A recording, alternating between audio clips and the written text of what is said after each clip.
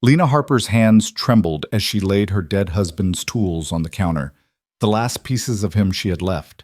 The shopkeeper's cruel laughter echoed through the frozen general store as he offered her pennies for what represented a lifetime of craftsmanship and love.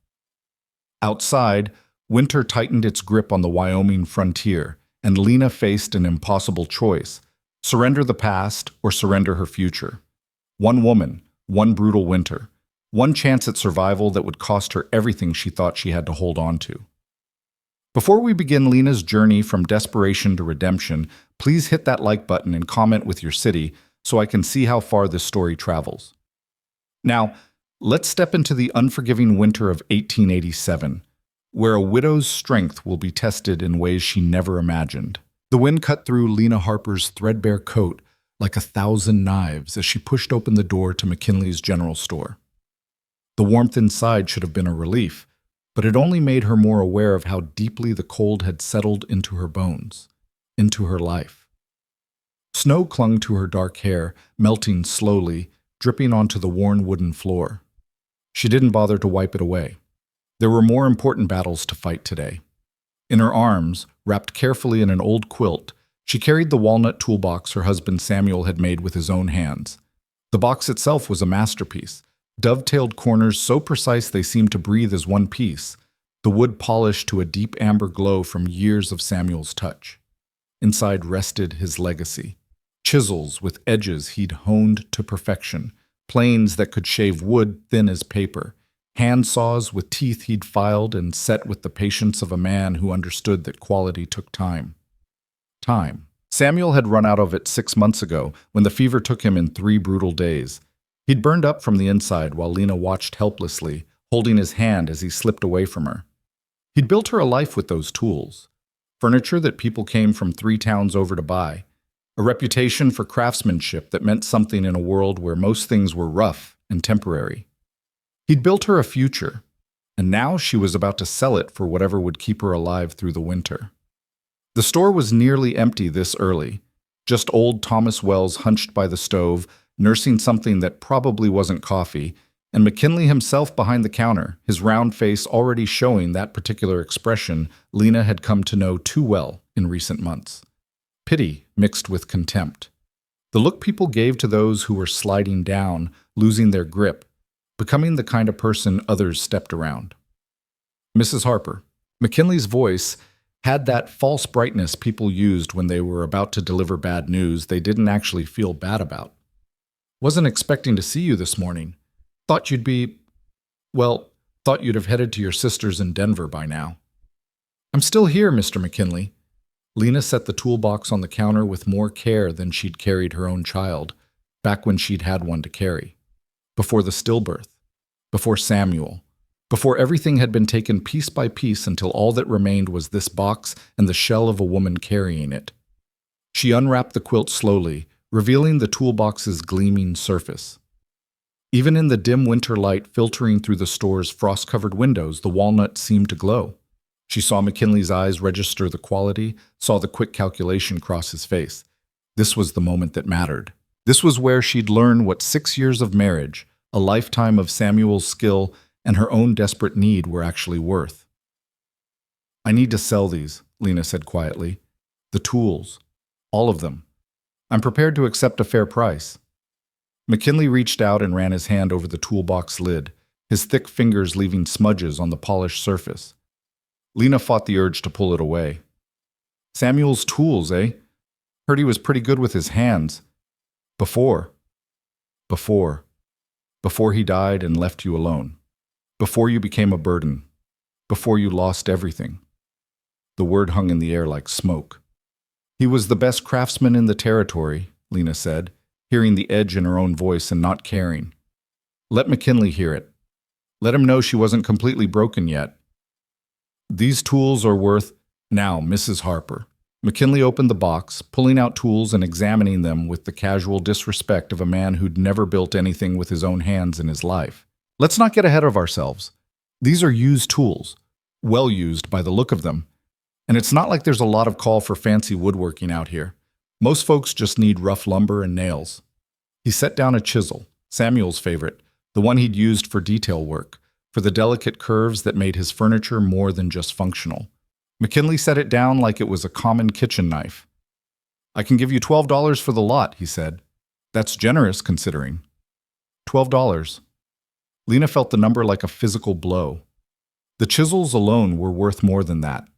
The full set, the planes, the saws, the spokes halves Samuel had ordered special from a craftsman in Philadelphia. She'd seen him pay over $100 to assemble this collection over the years. These tools had built the bed where Samuel had died, the table where they'd shared their last meal, the cradle that had never held their child. $12. "That's not even a tenth of their value," Lena said, her voice shaking now, rage and desperation mixing into something she could barely control. "You know that. You know exactly what these are worth." McKinley shrugged, his eyes already drifting toward the ledger on his desk, dismissing her. "That's what I can offer. Take it or leave it, Mrs. Harper. I'm running a business here, not a charity. And between you and me, you're not exactly in a position to negotiate." The truth of it settled over her like another layer of cold. He was right. She had no position at all.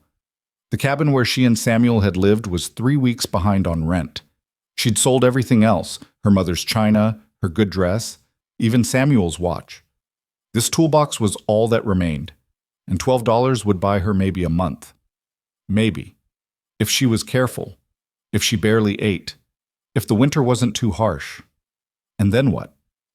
"Please," Lena heard herself say, hating the word even as it left her mouth. "Mr. McKinley, you know these tools. You know Samuel's work. These are used tools from a dead carpenter," McKinley said flatly, and Lena saw something in his eyes then that went beyond simple greed. He was enjoying this, enjoying her desperation, her fall, the way she had to stand here and beg him for scraps. "Nobody's lining up to buy them, Mrs. Harper. $12 is my offer. Final offer." Behind her, the door opened, bringing a blast of freezing air and snow. Lena didn't turn. She was staring at the tools, at Samuel's life's work spread across McKinley's dirty counter, trying to find some other option, some other path. But there was nothing. Just winter and hunger and the slow slide into whatever came after. You'd sold the last thing that mattered. She said no. The voice was low, rough-edged, carrying an authority that made McKinley straighten up instinctively. Lena turned to see a man she didn't recognize standing just inside the doorway, snow melting off a heavy coat that had seen hard use but good care. He was tall, lean in the way of men who worked rather than sat, with a face that looked carved from the same hard country that surrounded them. Dark hair shot through with gray, eyes that took everything in without seeming to look at anything directly. Maybe 40, maybe older, hard to tell with men who lived their lives outside. He moved past Lena to the counter, his boots leaving wet prints on the floor, and looked down at the tools with an expression she couldn't read. "Caleb," McKinley said, his tone shifting immediately to something more careful, more respectful. "Didn't expect you in town this week. Thought you'd be snowed in up at the ranch." "Had business," the man, Caleb, said shortly. He picked up one of the chisels, held it to the light, examined the edge with the care of someone who understood what he was looking at. "These are Sorby chisels, English. The plane's a Stanley, pre-war model. The saws are hand-filed, perfect set." He looked at McKinley. "And you offered $12? McKinley's face reddened. "Now, Caleb, you know how it is. I gotta make a profit. Can't pay retail for—" "These aren't retail. These are professional-grade tools, well-maintained, probably worth more now than when they were new." Caleb set the chisel down carefully, precisely, in its place in the box. "You offered $12 for at least $150 worth of equipment to a widow who's desperate enough to accept it." The silence that followed felt dangerous. Old Thomas had looked up from his spot by the stove, suddenly interested. Lena stood frozen, not understanding what was happening, but sensing that the current had shifted somehow. "I was just making a business offer," McKinley said defensively. "She's free to shop around, get other bids. In a town with one general store and a widow with no wagon to travel in winter." Caleb's voice didn't rise, but it seemed to fill the space. "That's not business, McKinley. That's something else." He turned to Lena then, and she saw his eyes were gray, like winter clouds, like stone. "These were your husband's?" "Yes." Her voice came out steadier than she felt. "Samuel Harper, he died 6 months ago. Caleb nodded slowly, still looking at her face, seeing something there that made his expression soften slightly. He taught you to use them? The question surprised her. Some. The basics. He said. She stopped, swallowed against the sudden tightness in her throat. He said good tools were meant to be used, not just kept nice. He was right. Caleb looked back at the tools, running his hand over the box lid as McKinley had, but with reverence instead of calculation. A man who kept tools like this, who used them and maintained them this well, he knew his craft. He was the best, Lena said simply. Caleb reached into his coat and pulled out a leather wallet, worn and stained with what might have been blood, or just the accumulation of hard years. He counted out bills onto the counter, each one placed with deliberate precision. Lena watched the stack grow. 20, 40, 60, 80. Wait, she started. You don't have to. Fair price, Caleb said, adding more bills. For quality work and quality tools. $160. Lena felt the room tilt slightly. $160. Enough for the winter, enough for passage to Denver if she chose. Enough to breathe. Now hold on, McKinley sputtered. You can't just come in here and Can't I? Caleb looked at him with those stone-gray eyes. You made your offer. She declined. I'm making mine. Unless you want to match it. McKinley's mouth opened and closed, but no words came out. They all knew he'd never match it, never intended to offer anything close to fair. Caleb gathered the tools carefully, returning them to their box, closing the lid with the same precision Samuel had always used. Then he pushed the money toward Lena. Ma'am. Lena stared at the bills. More money than she'd seen in months. Enough to change everything. But as her hand moved toward it, she felt something break inside her chest. These tools were the last piece of Samuel, the last proof that he'd existed, that their life together had been real, that she'd been someone's wife, someone's love, someone who mattered. Taking this money meant accepting that it was all truly over. Her hand shook as she touched the bills. Thank you, she whispered. Thank you so much. I can't. You can, Caleb said quietly. Take the money, Mrs. Harper. Survive the winter. That's what your husband would want. She gathered the bills with numb fingers, folding them carefully, tucking them into the inside pocket of her coat where they'd be safe from the wind and snow and her own desperate grief. The weight of them felt both lighter and heavier than she'd imagined. Caleb picked up the toolbox, holding it with the same care Lena had carried it into the store. I have a ranch about 12 miles north of here, the Holt Ranch. I could use someone who knows how to use these properly. Lena looked up sharply. What? Winter work, he said, his tone matter-of-fact, businesslike. Repairs need doing, got a barn door hanging wrong, shutters that need fixing before the next storm, fences that took damage in the last one. I could use a carpenter, someone who knows the difference between rough work and real craftsmanship. It took Lena a moment to understand what he was offering. Not charity, not pity. Work. I'm not a carpenter, she said. Samuel was the carpenter. I just helped sometimes. I don't know if I could. Can you use these tools? Caleb gestured to the box. Lena thought of the hours spent in Samuel's workshop, handing him chisels, learning to read wood grain, understanding how a piece wanted to be shaped rather than forced. Yes, some. The basics, anyway. That's more than anyone else in my employ can say. Most of them think a hammer is for beating things into submission. Something that might have been humor flickered across his stern face. Ranch is remote. Work is hard. Pay is fair. Room and board included. You'd have your own cabin, separate from the main house and the bunkhouse. It's not much, but it's warm and dry. Behind them, McKinley made a noise of protest. Now, Caleb, you can't just hire some woman to do men's work. It's not proper. What will people say? People can say whatever they want, Caleb said without looking at him. Never stopped them before. He turned back to Lena. Your choice, Mrs. Harper. The money's yours regardless. But if you want work instead of charity, the offer stands. Lena looked at the stranger who'd walked into her worst moment and changed everything without being asked.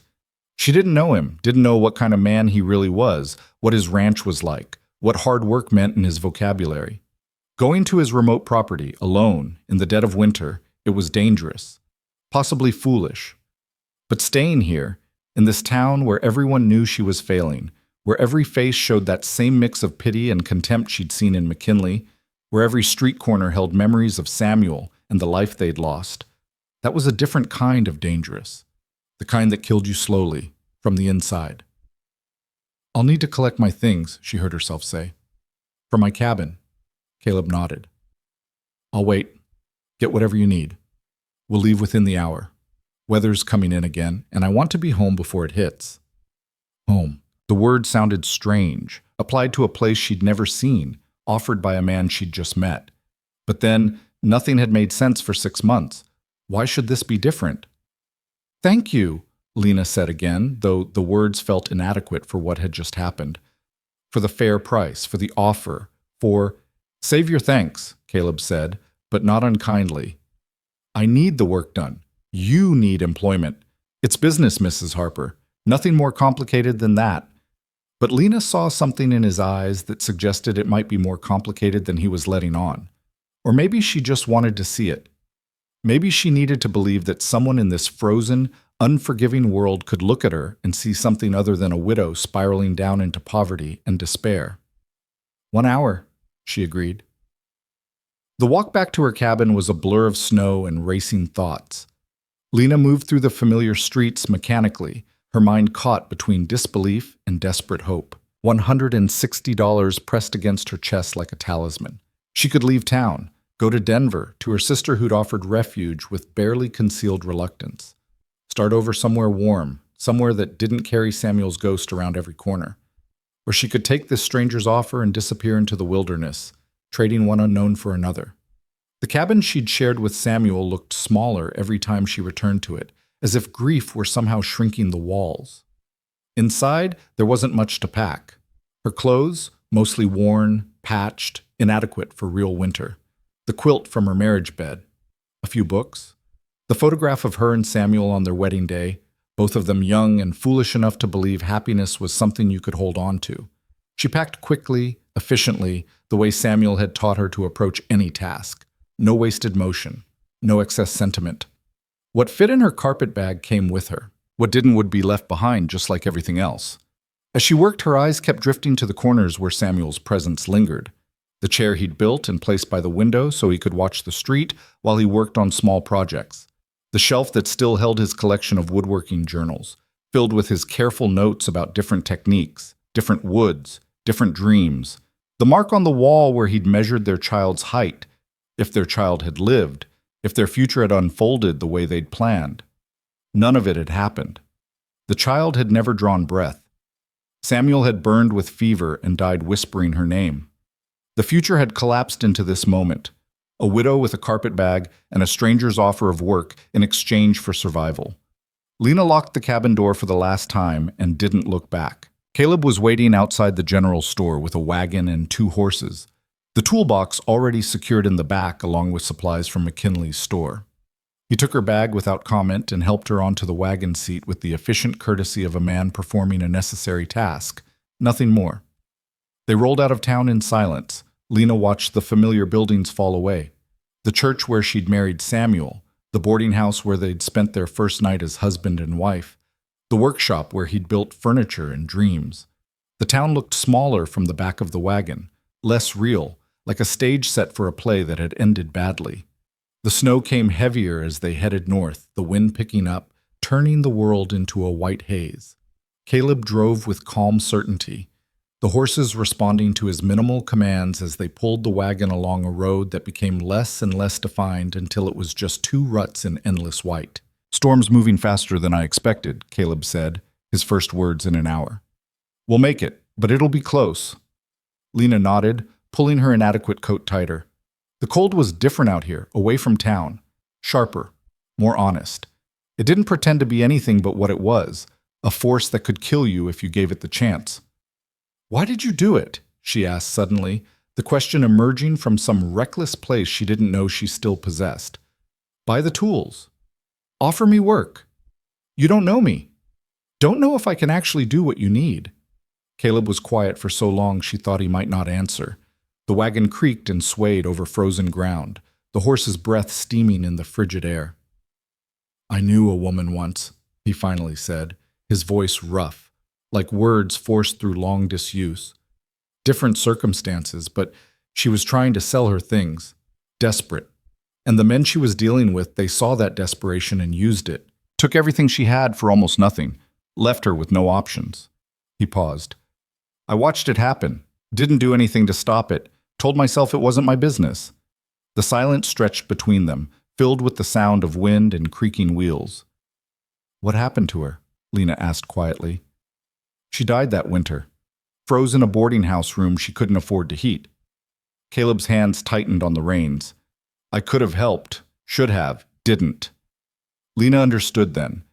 This wasn't about her. She was a second chance for a guilt he'd been carrying, a way to balance scales that could never truly be balanced. It should have bothered her being someone's redemption project. Should have made her angry or proud or something other than grateful. But all she felt was tired. And cold. And willing to take whatever help came, regardless of the motivation behind it. "I'll work hard," she said. "I'll earn what you're paying me." "I know you will," Caleb replied. "Or you won't, and I'll send you back to town with a month's wages and we'll call it even. Either way, you'll survive the winter. That's what matters." The ranch appeared gradually through the snow, less a sudden arrival than a slow revelation. First the outline of buildings, dark shapes against white. Then details emerging, a large barn, a main house built solid and low to the ground. Several smaller structures, including what must be the bunkhouse and the cabin Caleb had mentioned. Everything looked built to endure, not to impress. Function over form. Survival over style. Caleb pulled the wagon up to the smallest cabin, a structure maybe 20 feet on each side, with a stone chimney and shuttered windows. "Your place," he said. "I'll get a fire started while you bring your things in." The cabin was sparse but clean. A bed, a table, 2 chairs, a small stove for cooking. Nothing extra, nothing wasted. Exactly what someone needed to live, no more. Caleb worked quickly, building a fire in both the small stove and the fireplace with the efficiency of long practice. "Kitchen's in the main house," he said as he worked. "Meals are communal, breakfast at 6, supper at 7. The men eat in the bunkhouse, but you're welcome at the main house table." He added wood to the fire, watching it catch. "Outhouse is behind this cabin. Water pump is between here and the main house. It'll freeze, so you'll need to pump it several times a day to keep it running. Anything you need, ask. Anything that breaks, fix it, or tell me so I can." He stood, brushing wood dust from his hands. "Get settled tonight. I'll show you the work tomorrow, after you've had some rest. Ranch runs early. We'll start at first light." Lena nodded, feeling the weight of the day settling over her like the snow settling over the ranch. "Thank you, Mr. Holt." "Caleb," he corrected. "We're not formal out here, Mrs. Harper." "Lena," she offered in return. He paused at the door, looking back at her with those gray eyes that seemed to see more than she wanted to reveal. "One more thing. The men who work here, they're good workers mostly, but they'll test you. See if you're weak. See if you'll run. Don't let them push you around, but don't start fights either. Just do your work and do it well. They'll respect that eventually. And if they don't, then they'll answer to me." He pulled his hat down. "Get some rest, Lena. Tomorrow starts early, and the work doesn't care if you're tired." He left her alone in the small cabin, the fire crackling, the wind howling outside, and the vast unknown of her new life stretching out before her, like the white wilderness beyond the walls. Lena stood in the center of the room, her carpet bag still on the floor, her coat still fastened against cold that was already receding before the fire's heat. Through the window she could see lights in the other buildings. The bunkhouse, the main house, signs of life and warmth and people going about their evening routines. She was alone, but maybe no more alone than she'd been in town, surrounded by familiar faces that had stopped seeing her as anything but a reminder of how quickly fortune could turn. Slowly, Lena unbuttoned her coat and hung it on a peg by the door. She unpacked her few belongings, placing them with care in the simple furniture. The photograph of her and Samuel went on the small table beside the bed, the books on a shelf above the stove, her clothes in the trunk at the foot of the bed. Last, she pulled out the money Caleb had given her, $160 that represented both an ending and a beginning. She counted it twice, then folded it carefully and placed it in the bottom of her trunk, beneath her spare dress. Security, options, freedom. But even as she tucked it away, Lena knew she wouldn't be using it. Not to run, not to escape to Denver and her sister's reluctant hospitality. She'd made her choice when she'd climbed into Caleb's wagon, when she'd let him carry her past the point of return. Whatever happened now, she was here. In this cabin, on this ranch, in this new life that was nothing like the one she'd planned with Samuel. The fire burned warm. The cabin held back the wind, and Lena Harper, widow and reluctant carpenter, stood at the window and watched the snow fall on her unknown future, feeling something that might have been fear or might have been the first faint stirring of hope. She'd find out which tomorrow, when the work began and she discovered whether she was strong enough to build a new life from the ruins of the old one. Outside, the winter darkness deepened. Inside, the fire kept burning. And somewhere between those two certainties, Lena finally allowed herself to believe that she might actually survive this after all. The cold woke her before dawn, seeping through the cabin walls despite the fire she'd kept burning through the night. Lena lay still for a moment, disoriented by the unfamiliar darkness, the strange sounds of wind against wood she didn't know, the absence of the town noises she'd grown accustomed to. Then memory flooded back. The general store, Caleb Holt, the wagon ride through snow, this new life she'd chosen or stumbled into, she still wasn't certain which. She rose quickly, shivering as her feet hit the cold floor, and dressed in layers against the morning chill. Her hands fumbled with buttons, stiff from cold and nerves. Through the small window, she could see lantern light already glowing in the main house and bunkhouse. The ranch was waking up around her, and she was already behind. The pump outside fought her at first, the handle stiff with ice, but she worked it stubbornly until water finally gushed forth, shocking in its coldness even through her gloves. She filled the bucket and hauled it back inside, her shoulders already protesting the weight. This was going to be her morning routine now, she realized. This and everything else she didn't yet know was coming. By the time she made her way to the main house, the sky was just beginning to lighten from black to deep gray. She knocked once, uncertainty making her hesitant, but Caleb's voice called out immediately. "It's open. Come in." The kitchen was large and warm, dominated by a cast-iron stove that radiated heat like a living thing. Caleb stood at the counter, cracking eggs into a pan with the efficient movements of someone who'd been cooking for himself for a long time. He looked up when she entered, nodded once in greeting, and gestured toward the coffee pot. "Help yourself. Breakfast is almost ready." Lena poured coffee into a tin cup, wrapping her cold hands around it gratefully. The kitchen smelled like bacon and bread and wood smoke, scents that reminded her painfully of mornings with Samuel, of a domestic life that felt impossibly distant now. "Sleep all right?" Caleb asked, not looking at her as he tended the eggs. "Well enough." It was a lie, but a small one. She'd slept in fits and starts, waking repeatedly to check the fire, to listen to unfamiliar sounds, to wonder what she'd gotten herself into. "Good. You'll need your strength today." He slid eggs and bacon onto 2 plates, added thick slices of bread, and set one in front of her. "Eat. We start in 20 minutes." They ate in silence, the kind that felt more comfortable than awkward. Caleb seemed like a man who didn't waste words on things that didn't need saying, and Lena was too nervous about what came next to attempt conversation. She forced herself to eat every bite, remembering his words about needing strength. Whatever he had planned for her first day, she wouldn't face it on an empty stomach. When they finished, Caleb pulled on his heavy coat and handed her a second one he'd brought from somewhere. "Yours won't be warm enough for outdoor work. Use this until we can get you something better fitted."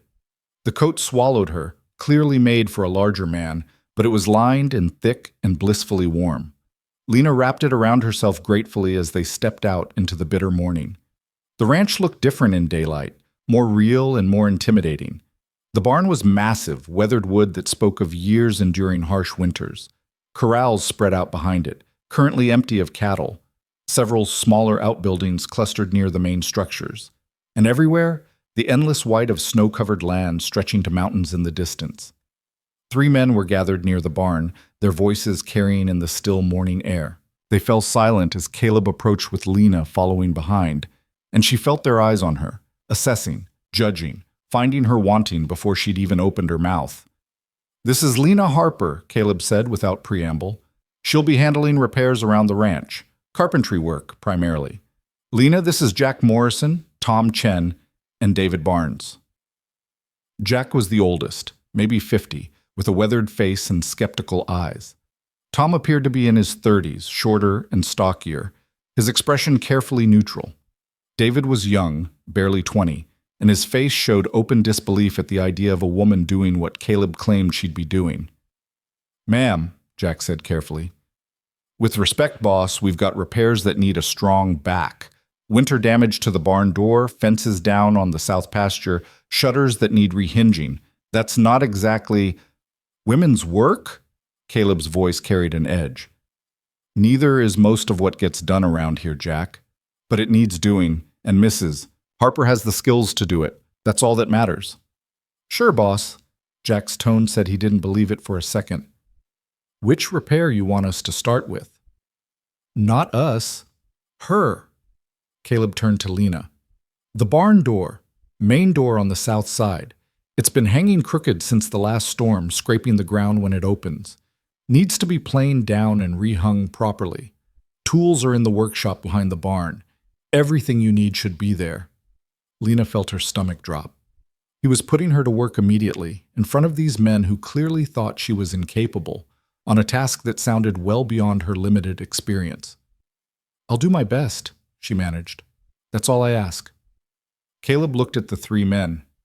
"Jack, you and Tom check the south pasture fences. David, you're with me. We're moving hay from the upper barn." He paused, his gaze sweeping over all of them. "Mrs. Harper works alone unless she asks for help. Anyone who interferes answers to me. Clear?" A chorus of "Yes, boss" followed, though Lena could hear the doubt in every voice.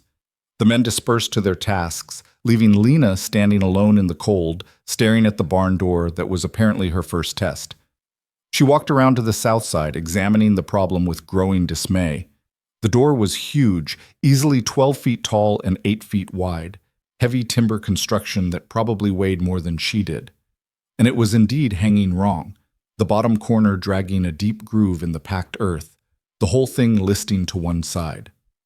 She found the workshop exactly where Caleb said it would be, a small building packed with tools in various states of repair and maintenance. And there, sitting on the main workbench like a sign from whatever forces governed the universe, was Samuel's toolbox. Lena approached it slowly, running her fingers over the walnut surface. Caleb must have brought it here after she'd gone to bed, set it up like this was where it belonged now. Like this was her space, her domain, however temporary. The gesture touched something in her chest that she couldn't quite name. She opened the box and stood looking at the tools Samuel had chosen, maintained, loved. The chisels gleamed in their careful arrangement. The plane sat ready for use. The saws hung perfectly balanced, everything exactly as Samuel had left it, as if his hands might reach out and select the right tool for the job at hand. But Samuel's hands were in the ground 6 months now, and it was Lena's hands that would have to do this work. Hands that had only assisted, never led. Hands that trembled slightly as she selected what she'd need: a plane, a level, a square, a hammer, chisels of varying sizes. Back at the barn door, Lena forced herself to think methodically. Samuel had taught her to analyze a problem before attacking it with tools. The door was hanging crooked because the weight distribution was wrong, pulling it down on one side. The scraping meant the bottom had warped or the door had settled unevenly. To fix it properly, she'd need to remove the door from its hinges, plane it level, and then rehang it with the weight balanced correctly. Simple in theory, potentially impossible in practice, especially for a woman who'd never removed a door this size in her life. She studied the massive iron hinges, the pins that held the door in place. Getting those pins out would require leverage and force. Lifting the door to remove it would require strength she wasn't certain she possessed. And doing all of this while 3 men worked nearby, waiting for her to fail, made her hands shake with more than just the cold. "You actually going to work, or just stare at it?" Lena turned to find David watching her from the corral fence, his young face openly mocking. "Just planning my approach," she said as evenly as she could manage. "Planning?" He snorted. "Lady, that door weighs 300 pounds if it weighs an ounce. You can't even lift it off the hinges, much less plane it straight. Why don't you just admit you can't do this and go back to whatever women do? The dismissal in his voice ignited something in Lena that she'd thought McKinley had burned out of her. She met his eyes directly, letting him see that she wasn't backing down. Why don't you get back to your own work, Mr. Barnes, and let me do mine? Can't wait to watch this, David said, but he pushed off the fence and headed toward the upper barn where Caleb was waiting. Alone again, Lena turned back to the door with grim determination. She couldn't lift 300 pounds. That was simple fact. But Samuel had taught her that carpentry wasn't about brute force. It was about leverage, patience, and understanding how things were built so you could unbuild them just as carefully. She examined the hinges more closely, running her fingers over the iron pins. They were held in place by their own weight and friction. If she could lift the door just slightly, reduce the pressure on the pins, they might slide free. And to lift the door, she didn't need pure strength. She needed a fulcrum. Lena returned to the workshop and found a thick plank of oak, about 6 feet long, solid enough to bear weight. Back at the door, she positioned the plank under the low corner, found a smaller block of wood to serve as her fulcrum point, and began to work the oak under the door's edge.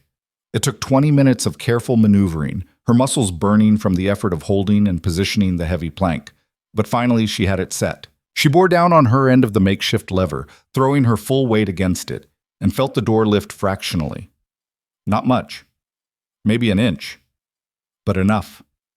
Working quickly before the door settled again, Lena grabbed her hammer and a drift punch, positioned it against the bottom hinge pin, and struck hard.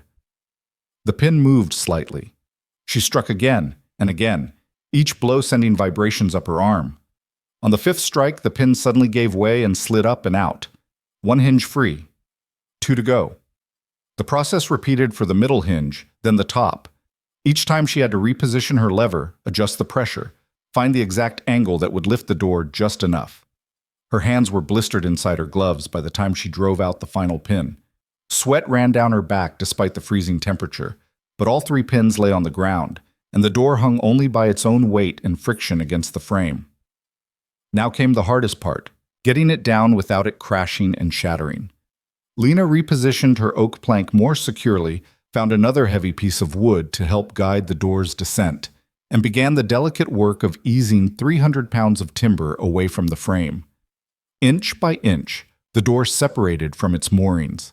Her shoulders screamed in protest. Her legs shook from the effort of maintaining controlled pressure on the lever. The door leaned further out, further, too far. Lena threw herself against it, using her body weight to slow its fall, and together they went down in a controlled collapse rather than a crash. She ended up on her back in the snow, with the door resting against her shoulder, and propped on the oak plank, breathing hard, her heart hammering. Well, I'll be damned. She looked up to find Jack Morrison standing a few feet away, staring at her, and the now removed door with an expression of genuine surprise. "Thought we'd hear a crash about 10 minutes ago," he said. "Tom bet me $1 you'd give up before you even got the first pin out. Guess I owe him." Lena pushed herself out from under the door, brushing snow from her borrowed coat. "I'm not done yet. Still needs to be planed and rehung." Jack walked around the door, examining it with a professional eye. "Bottom's warped pretty bad. Took on water sometime, looks like. You'll need to take a good amount off to get it level again. That's heavy work." "I know." Lena picked up Samuel's largest plane, checking the blade's edge. Sharp, as always. Samuel had never put a tool away without making sure it was ready for next time. "Need help?" Jack asked, and there was something different in his voice now. Not friendliness exactly, but respect starting to edge out doubt. "Not yet. I'll let you know if I do." Lena positioned herself beside the door, marked her planing lines with a piece of chalk, and began the slow, methodical work of removing the warped wood. Jack watched for a moment longer, then nodded and headed back to his fence work. "Fair enough. Offer stands if you change your mind." The planing took hours. Lena worked until her arms felt like they'd fall off, took a brief rest when Caleb appeared with bread and water at midday, then went back to it. The physical rhythm of the work became almost meditative. The slide of the plane, the curl of wood shaving away, the gradual emergence of a level surface from warped timber. This was what Samuel had loved about the craft, she remembered. The transformation, the way patience and skill could take something broken and make it whole again. By the time the sun started its descent toward the mountains, The door was planed level and ready for rehanging. But Lena's hands were shaking from exhaustion, and she knew she didn't have the strength left to lift it back into place alone. She found Caleb in the main barn, checking on the horses. He looked up as she approached, taking in her disheveled appearance without comment. "I need help rehanging the door," she said simply. "I can't lift it into position by myself." "That's not failure," Caleb said. "That's knowing your limits and asking for help when you need it. Jack and David can assist. I'll send them over." The three of them managed to lift the door back into position without too much difficulty, though Lena could see David's surprise at how much easier it was to handle now that it was properly balanced. She guided them carefully, making sure the alignment was perfect before she started driving the pins back in. When the final pin was set and the door swung smoothly on its hinges, no longer scraping the ground, she felt a fierce satisfaction that had nothing to do with anyone else's approval. "Good work," Caleb said quietly, and those two words meant more than she wanted to admit. That night at supper, eaten at the table in the main house with Caleb across from her, Lena's exhaustion was so complete she could barely lift her fork. Every muscle ached. Her hands were raw despite the gloves. But she'd done it. Proved something, maybe to Caleb, certainly to the three men who doubted her, most of all to herself. "Tomorrow," Caleb said as they cleared the plates, "there's shutters need replacing on the north side of the bunkhouse. Wind tore 2 of them clean off. You'll need to build new ones from scratch." Lena nodded, too tired for words. "After that, the south pasture fence that Jack and Tom are working on, they'll need gateposts set. Solid work, properly done." He paused. "I'm not going easy on you, Lena. The work needs doing, and you said you could do it." "I can," she said, and was surprised to find she believed it. The days that followed fell into a grueling rhythm. Up before dawn, quick breakfast, then work until dark. Lena built shutters, repaired fence posts, fixed a sagging roof on one of the storage sheds. Each task pushed her to her limits and sometimes past them. Each night she fell into bed so exhausted she barely remembered her own name. But slowly, grudgingly, the three men's attitudes began to shift. Jack started offering actual advice instead of skeptical observations. Tom would wordlessly hand her tools when he saw what she was working on. Even David's mockery faded into a kind of wary respect. It was nearly 2 weeks into her time at the ranch when the real test came. The wind had been building all day, temperatures dropping as clouds gathered over the mountains. By late afternoon, the storm hit with a fury that turned the world into a howling white chaos. Lena was in the workshop, finishing a repair on a broken chair leg, when she heard shouting from outside. She rushed to the door to find Caleb and the 3 men running toward the windmill that stood at the edge of the ranch compound. Even through the driving snow, she could see the problem. The brake mechanism had failed, and the windmill's blades were spinning out of control, faster and faster as the storm winds accelerated them. "Get rope!" Caleb shouted over the wind. "We have to stop it before it tears itself apart." Lena understood the danger immediately. If the windmill destroyed itself, the ranch would lose its primary water source. In winter, with the creek frozen and snow the only alternative, that could be catastrophic. But stopping a runaway windmill in a blizzard was insanely dangerous. She grabbed rope from the workshop and ran toward the windmill, arriving as the men were trying to figure out how to approach it. The blades were moving so fast they were just a blur, creating their own screaming wind on top of the storm's fury. "Someone's got to climb up and engage the manual brake," Jack yelled. "But we can't get close to the ladder with those blades moving like that." "We could try to lasso one of the blades, slow it down that way," Tom suggested. But even as he said it, Lena could see the doubt on his face. The blades were moving too fast, the wind too unpredictable. "The brake mechanism is jammed, not broken," Lena shouted, moving closer to examine the windmill's base. "If we can free it from down here, the brake should engage on its own." "You can see that in this storm?" David asked incredulously. "I can see the brake rod. It's caught on something." She pointed to where the metal rod that controlled the brake hung at an odd angle, clearly obstructed. "If I can get underneath and free whatever's blocking it—" "Too dangerous," Caleb cut her off. "Those blades are right overhead. If something breaks loose, you'll be killed." "If we don't stop the windmill, it destroys itself, and we have no water." But Lena was already moving toward the structure's base. "I'm small enough to fit under there. I can do this." She didn't wait for permission. The wind drove snow into her face as she dropped to her knees and crawled under the windmill's platform, into the small maintenance space beneath. Above her, the entire structure vibrated with the force of the spinning blades. Metal groaned and shrieked. Every instinct screamed at her to get out, get away from this mechanical monster that might collapse at any moment. But she'd lived through worse than fear. She'd lived through watching Samuel die, through selling her past for pennies, through becoming someone she didn't recognize. A runaway windmill in a blizzard was terrifying, but it was simple, mechanical, a problem with a solution. She found the obstruction by feel as much as sight. A broken length of chain had somehow wrapped around the brake rod, preventing it from engaging. Working by touch in the cramped space, wind howling overhead, blade screaming, Lena used her cold, numbed fingers to work the chain free. It took 3 tries, her hands so cold she could barely feel them, her whole body shaking from fear and cold, and the vibration of the structure above her. On the 4th attempt, she felt the chain give way, felt the brake rod suddenly shift. The change was immediate. The brake engaged with a metallic shriek, and the blade's wild spinning began to slow. Lena scrambled backward out of the maintenance space as the windmill shuddered and groaned, the brake fighting against momentum and wind. For a terrible moment, she thought the whole structure would collapse anyway, brake or no brake. Then the blade stopped. Still turning slightly in the wind, but under control now, safe.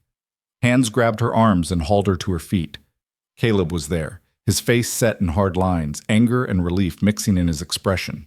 "That was the stupidest, bravest thing I've ever seen anyone do," he said, and she couldn't tell if he was furious or impressed or both. "It worked, didn't it?" Her teeth were chattering so hard she could barely get the words out. "It could have killed you." But his hands were gentle as he guided her toward the main house, out of the storm.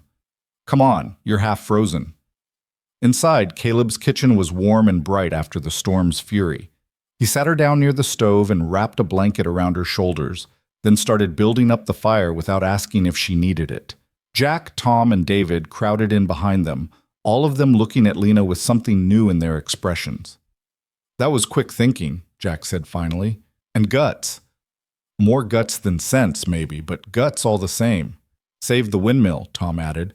"Saved the ranch, really. We couldn't have made it through winter without water." Even David nodded reluctantly. "Pretty good work for a—" He stopped himself, apparently thinking better of whatever he'd been about to say. "Pretty good work." Caleb poured whiskey into tin cups and passed them around. "To quick thinking and questionable judgment," he said, raising his cup, "and to surviving the consequences." They drank, and Lena felt the warmth spread through her chest, thawing something more than just her frozen body. For the first time since Samuel died, she felt like she belonged somewhere, not as someone's wife or someone's charity case, but as herself, as someone who could solve problems and take risks and contribute something real to the people around her. The storm blew itself out overnight, leaving the world wrapped in fresh snow and crystalline silence. Lena woke before dawn as usual, her body protesting the previous day's exertions, and found her way to the main house for breakfast. Caleb was already there, as always, but this morning there was coffee waiting for her and breakfast already plated. "Figured you might be moving slower today," he said without looking up from his own meal. "Crawling under runaway windmills and blizzards tends to leave a mark." "I'm fine." She was actually incredibly sore, but she wasn't about to admit it. Liar. But there was warmth in his voice. "Take it easier today. There's small repairs that need doing, but nothing that requires risking life and limb." They ate in comfortable silence, and Lena found herself studying him when he wasn't looking. Caleb Holt was a hard man to read. He never wasted words, never showed much emotion, ran his ranch with iron efficiency. But there were small kindnesses, coffee ready, extra portions when he thought she wasn't eating enough, the way he'd backed her decisions without question, even when the men doubted. "Can I ask you something?" she said suddenly. Caleb looked up. "Can I stop you? The woman you mentioned, the one who died, what was she to you?" His expression closed down immediately, and Lena thought he wouldn't answer, but after a long moment, he spoke quietly. "My sister, Elizabeth. She married a man who seemed good enough, but he drank their money away and then left her with nothing. She was trying to sell her wedding china to pay for a room when the shop owner took advantage. I was supposed to visit that week, but I was busy with ranch business. By the time I got there, she was already gone." "I'm sorry," Lena said, and meant it. "So am I." Caleb stood, collecting their plates. That's why when I saw you with those tools, being cheated by McKinley the same way Elizabeth was cheated, I couldn't let it happen again. Maybe I was trying to save my sister retroactively. Maybe I just couldn't watch another woman be destroyed by men who saw desperation as opportunity. He paused at the sink. Either way, you're here now, and you've more than earned your place. Thank you, Lena said softly, for the second chance, for treating me like I was capable instead of broken. You were never broken. Caleb met her eyes directly. Grieving, desperate, pushed to your limits, yes, but not broken. You proved that the moment you took that door down by yourself, instead of asking for help, you didn't need. The weeks that followed brought more work, more storms, more challenges. But they also brought something unexpected, a sense of purpose Lena hadn't felt since Samuel died. Each repair completed, each problem solved, each grudging nod of approval from the men felt like she was building something more than just ranch structures. She was building a new version of herself, someone strong enough to survive, someone skilled enough to thrive. And when spring finally began to break winter's grip, when the snow started melting and the land emerged green and alive beneath it, Lena stood in her workshop surrounded by Samuel's tools and realized she wasn't haunted by the past anymore. She was carrying it forward, using what he'd taught her to build something new. She'd survived the winter. More than that, she'd proven she belonged here, in this hard country, doing this hard work, alongside these hard men who'd learned to respect her. It was enough. For now, it was more than enough. The thaw came slowly, reluctantly, as if winter was unwilling to release its grip on the land. Ice melted during the day and refroze at night, creating treacherous conditions that turned simple tasks into hazardous undertakings. But with the melting snow came new work, and Lena found herself busier than ever as the ranch prepared for spring operations. She was in the workshop one morning in early March, planing boards for a new feed trough, when she heard voices outside. Not the usual ranch business conversation, but something sharper, edged with confrontation. She set down her plane and moved to the door. McKinley stood in the ranch yard, his bulk somehow diminished in the open space, facing Caleb with what looked like forced confidence. Jack, Tom, and David had stopped their work and were watching with barely concealed interest. I'm just saying, Holt, people in town are talking, McKinley was saying as Lena approached quietly. You got a woman living out here working alongside your men. It don't look proper. What people say in town isn't my concern, Caleb replied, his voice carrying that flat quality that Lena had learned meant he was truly angry. What happens on my ranch is my business. Sure, but you got to think about appearances, about reputation. McKinley's eyes slid past Caleb and landed on Lena. No offense meant, Mrs. Harper, but a woman doing men's work, living out here without a proper chaperone, she has her own cabin, Caleb cut him off. She does honest work for honest pay. If people want to make something dirty out of that, that's their problem, not mine. I'm just looking out for you, Holt, and for the lady's reputation, too. Wouldn't want people getting the wrong idea about her character. McKinley's tone suggested he'd already gotten exactly that idea and was spreading it liberally around town. Lena felt heat rise in her face, anger mixing with humiliation. She'd been so focused on proving herself capable that she hadn't thought about how her presence here would be interpreted by people who always looked for the worst in any situation. My character is my own concern, Mr. McKinley, she said, stepping forward, as is where I choose to work and live. Of course. I'm just saying what others are saying. That maybe a woman in your position should be more careful about surviving? Lena's voice was sharper than she'd intended. About accepting honest work instead of charity?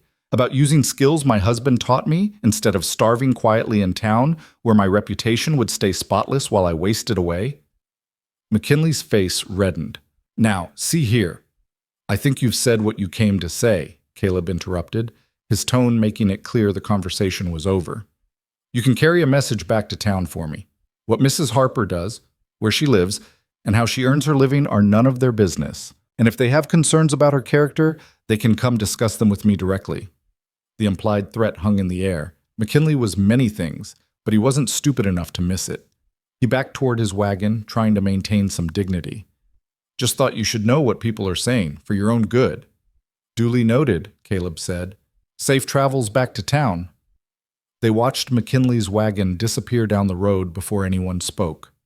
Jack broke the silence first, spitting into the dirt with disgust. Town gossips got nothing better to do than worry about other people's business. Happens every time someone does something different, Tom added. Folks can't stand it when things don't fit their narrow ideas about how life should work. David surprisingly nodded in agreement.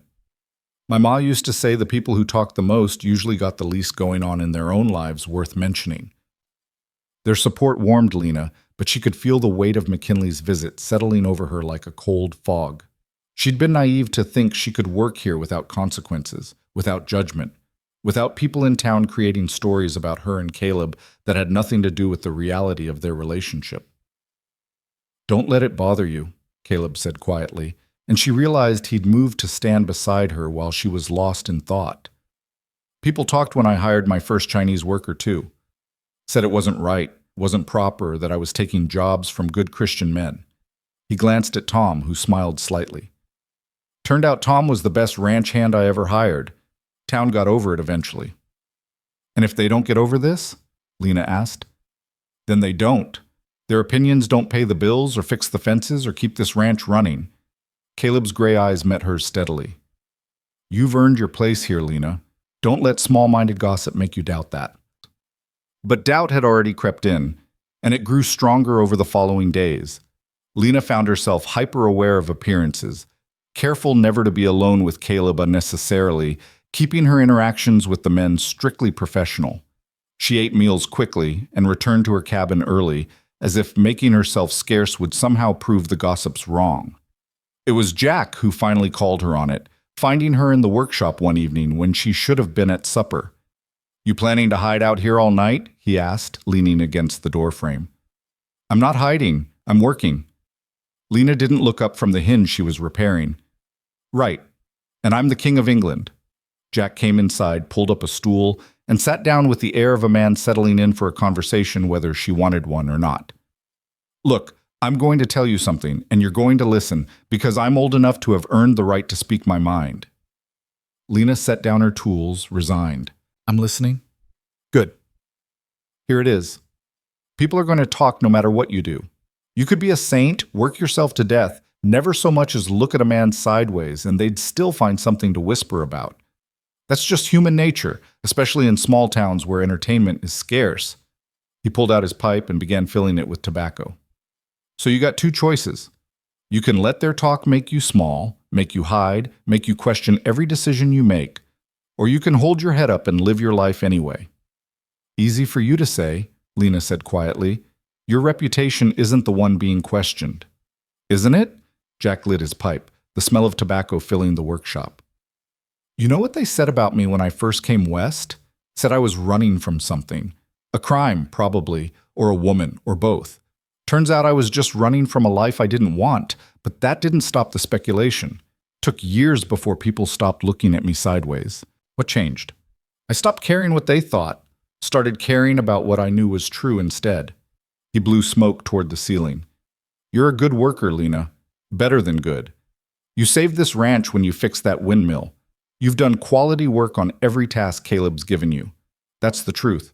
What McKinley and his cronies whisper in town, that's just noise." Lena absorbed his words, wanting to believe them, but still feeling the sting of judgment. What if Caleb starts to regret hiring me? What if the gossip becomes too much trouble for him? Jack laughed, a rough sound that held genuine amusement. "You haven't figured Caleb out yet, have you? That man doesn't give a damn what anyone thinks of him. Never has. He does what he thinks is right, and lets the chips fall where they may. It's one of his most annoying qualities, but also one of his best." Over the next week, Lena tried to take Jack's advice to heart. She returned to eating meals at the main house, resumed her normal interactions with the men, focused on her work, instead of worrying about distant gossip. It helped that spring brought an avalanche of tasks that left little time for introspection. The cattle needed to be moved to fresh pasture. Fences damaged by winter needed complete reconstruction. The barn roof required patching where ice dams had torn away shingles. Lena worked alongside the men, her carpentry skills proving invaluable as they rebuilt and repaired. It was during one of these projects, reconstructing a collapsed section of the south pasture fence, that everything changed. They'd been working since dawn, Lena and Tom setting posts while Jack and David stretched wire between them. The work was hard and hot, the spring sun stronger than anyone expected after the long winter. Around midday, they heard a wagon approaching and looked up to see an unfamiliar rig making its way along the rough track that led to the ranch. The wagon was fancy, painted and varnished, clearly belonging to someone with money. Two men sat on the bench, one elderly and well-dressed, the other younger and harder looking. They pulled up near where the crew was working, and the older man climbed down with the careful movements of someone unused to physical exertion. "I'm looking for Caleb Holt," he announced, his voice carrying the cultured accent of education and privilege.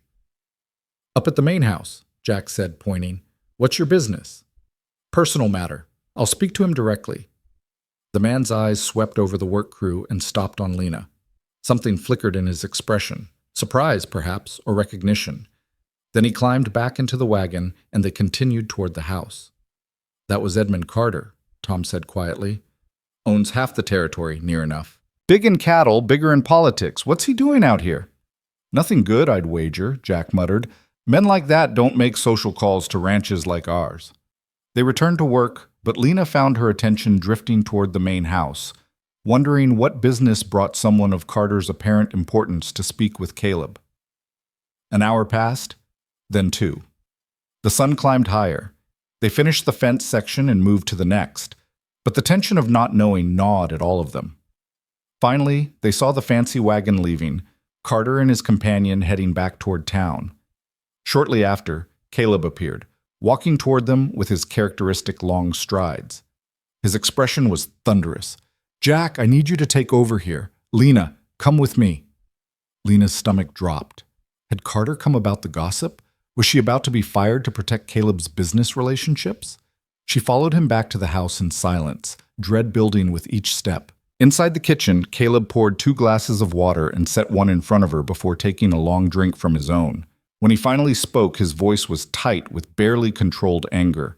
"Carter came to make me an offer, wants to buy my south pasture land, says he needs it for expansion, and he's willing to pay above market price." Lena blinked, confused about why this required her presence. "Are you going to sell?" "That's not why I'm angry." Caleb set his glass down hard enough that water slopped over the edge. He also had some concerns about my employment practices, specifically about employing you. Said it reflected poorly on my judgment, that respectable ranchers don't hire women to do men's work, that it created an uncomfortable situation for potential business partners. The dread was back, heavier now. "I see." He suggested, strongly suggested, that if I wanted his business and his recommendation to other ranchers in the territory, I should reconsider your employment, replace you with a proper ranch hand, someone more suitable. The words hit Lena like physical blows. This was it then. The moment when reality crashed back in and reminded her that a woman's place was narrowly defined, and stepping outside those boundaries had consequences. "I understand," she said quietly, standing up. "I'll pack my things. I have some money saved. I can—" "Sit down," Caleb said sharply. Lena sat, more from shock at his tone than obedience.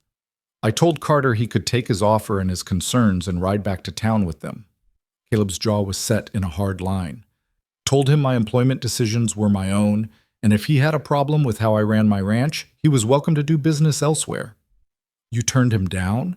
But the south pasture? That's valuable land. And his connections are worthless if they come with strings attached." Caleb moved to the window, looking out at the ranch he'd built. "I've spent 15 years making this place work. Done it my way, without kowtowing to men like Carter, who think their money gives them the right to dictate how others live their lives. I'm not about to start now." Lena felt something tight in her chest loosen slightly. "You could have made things easier for yourself, for the ranch." "Easier isn't always better." He turned back to face her. "You've proven yourself here, Lena. You work harder than most men I've hired, think smarter, and you saved this ranch when that windmill broke free. I'm not throwing that away because Edmund Carter thinks women should stick to cooking and sewing. The gossip will get worse now. If Carter's angry, let it get worse. Let them talk until they're blue in the face." Caleb's expression softened slightly. "You want to know the truth? I'm tired of being alone out here. Not in a romantic way, don't get me wrong, but just alone. Running this place by myself, eating silent meals, having no one to talk to except men who work for me. When you came here, it changed something. Made this feel less like a prison I'd built for myself and more like a home. The honesty in his words surprised her.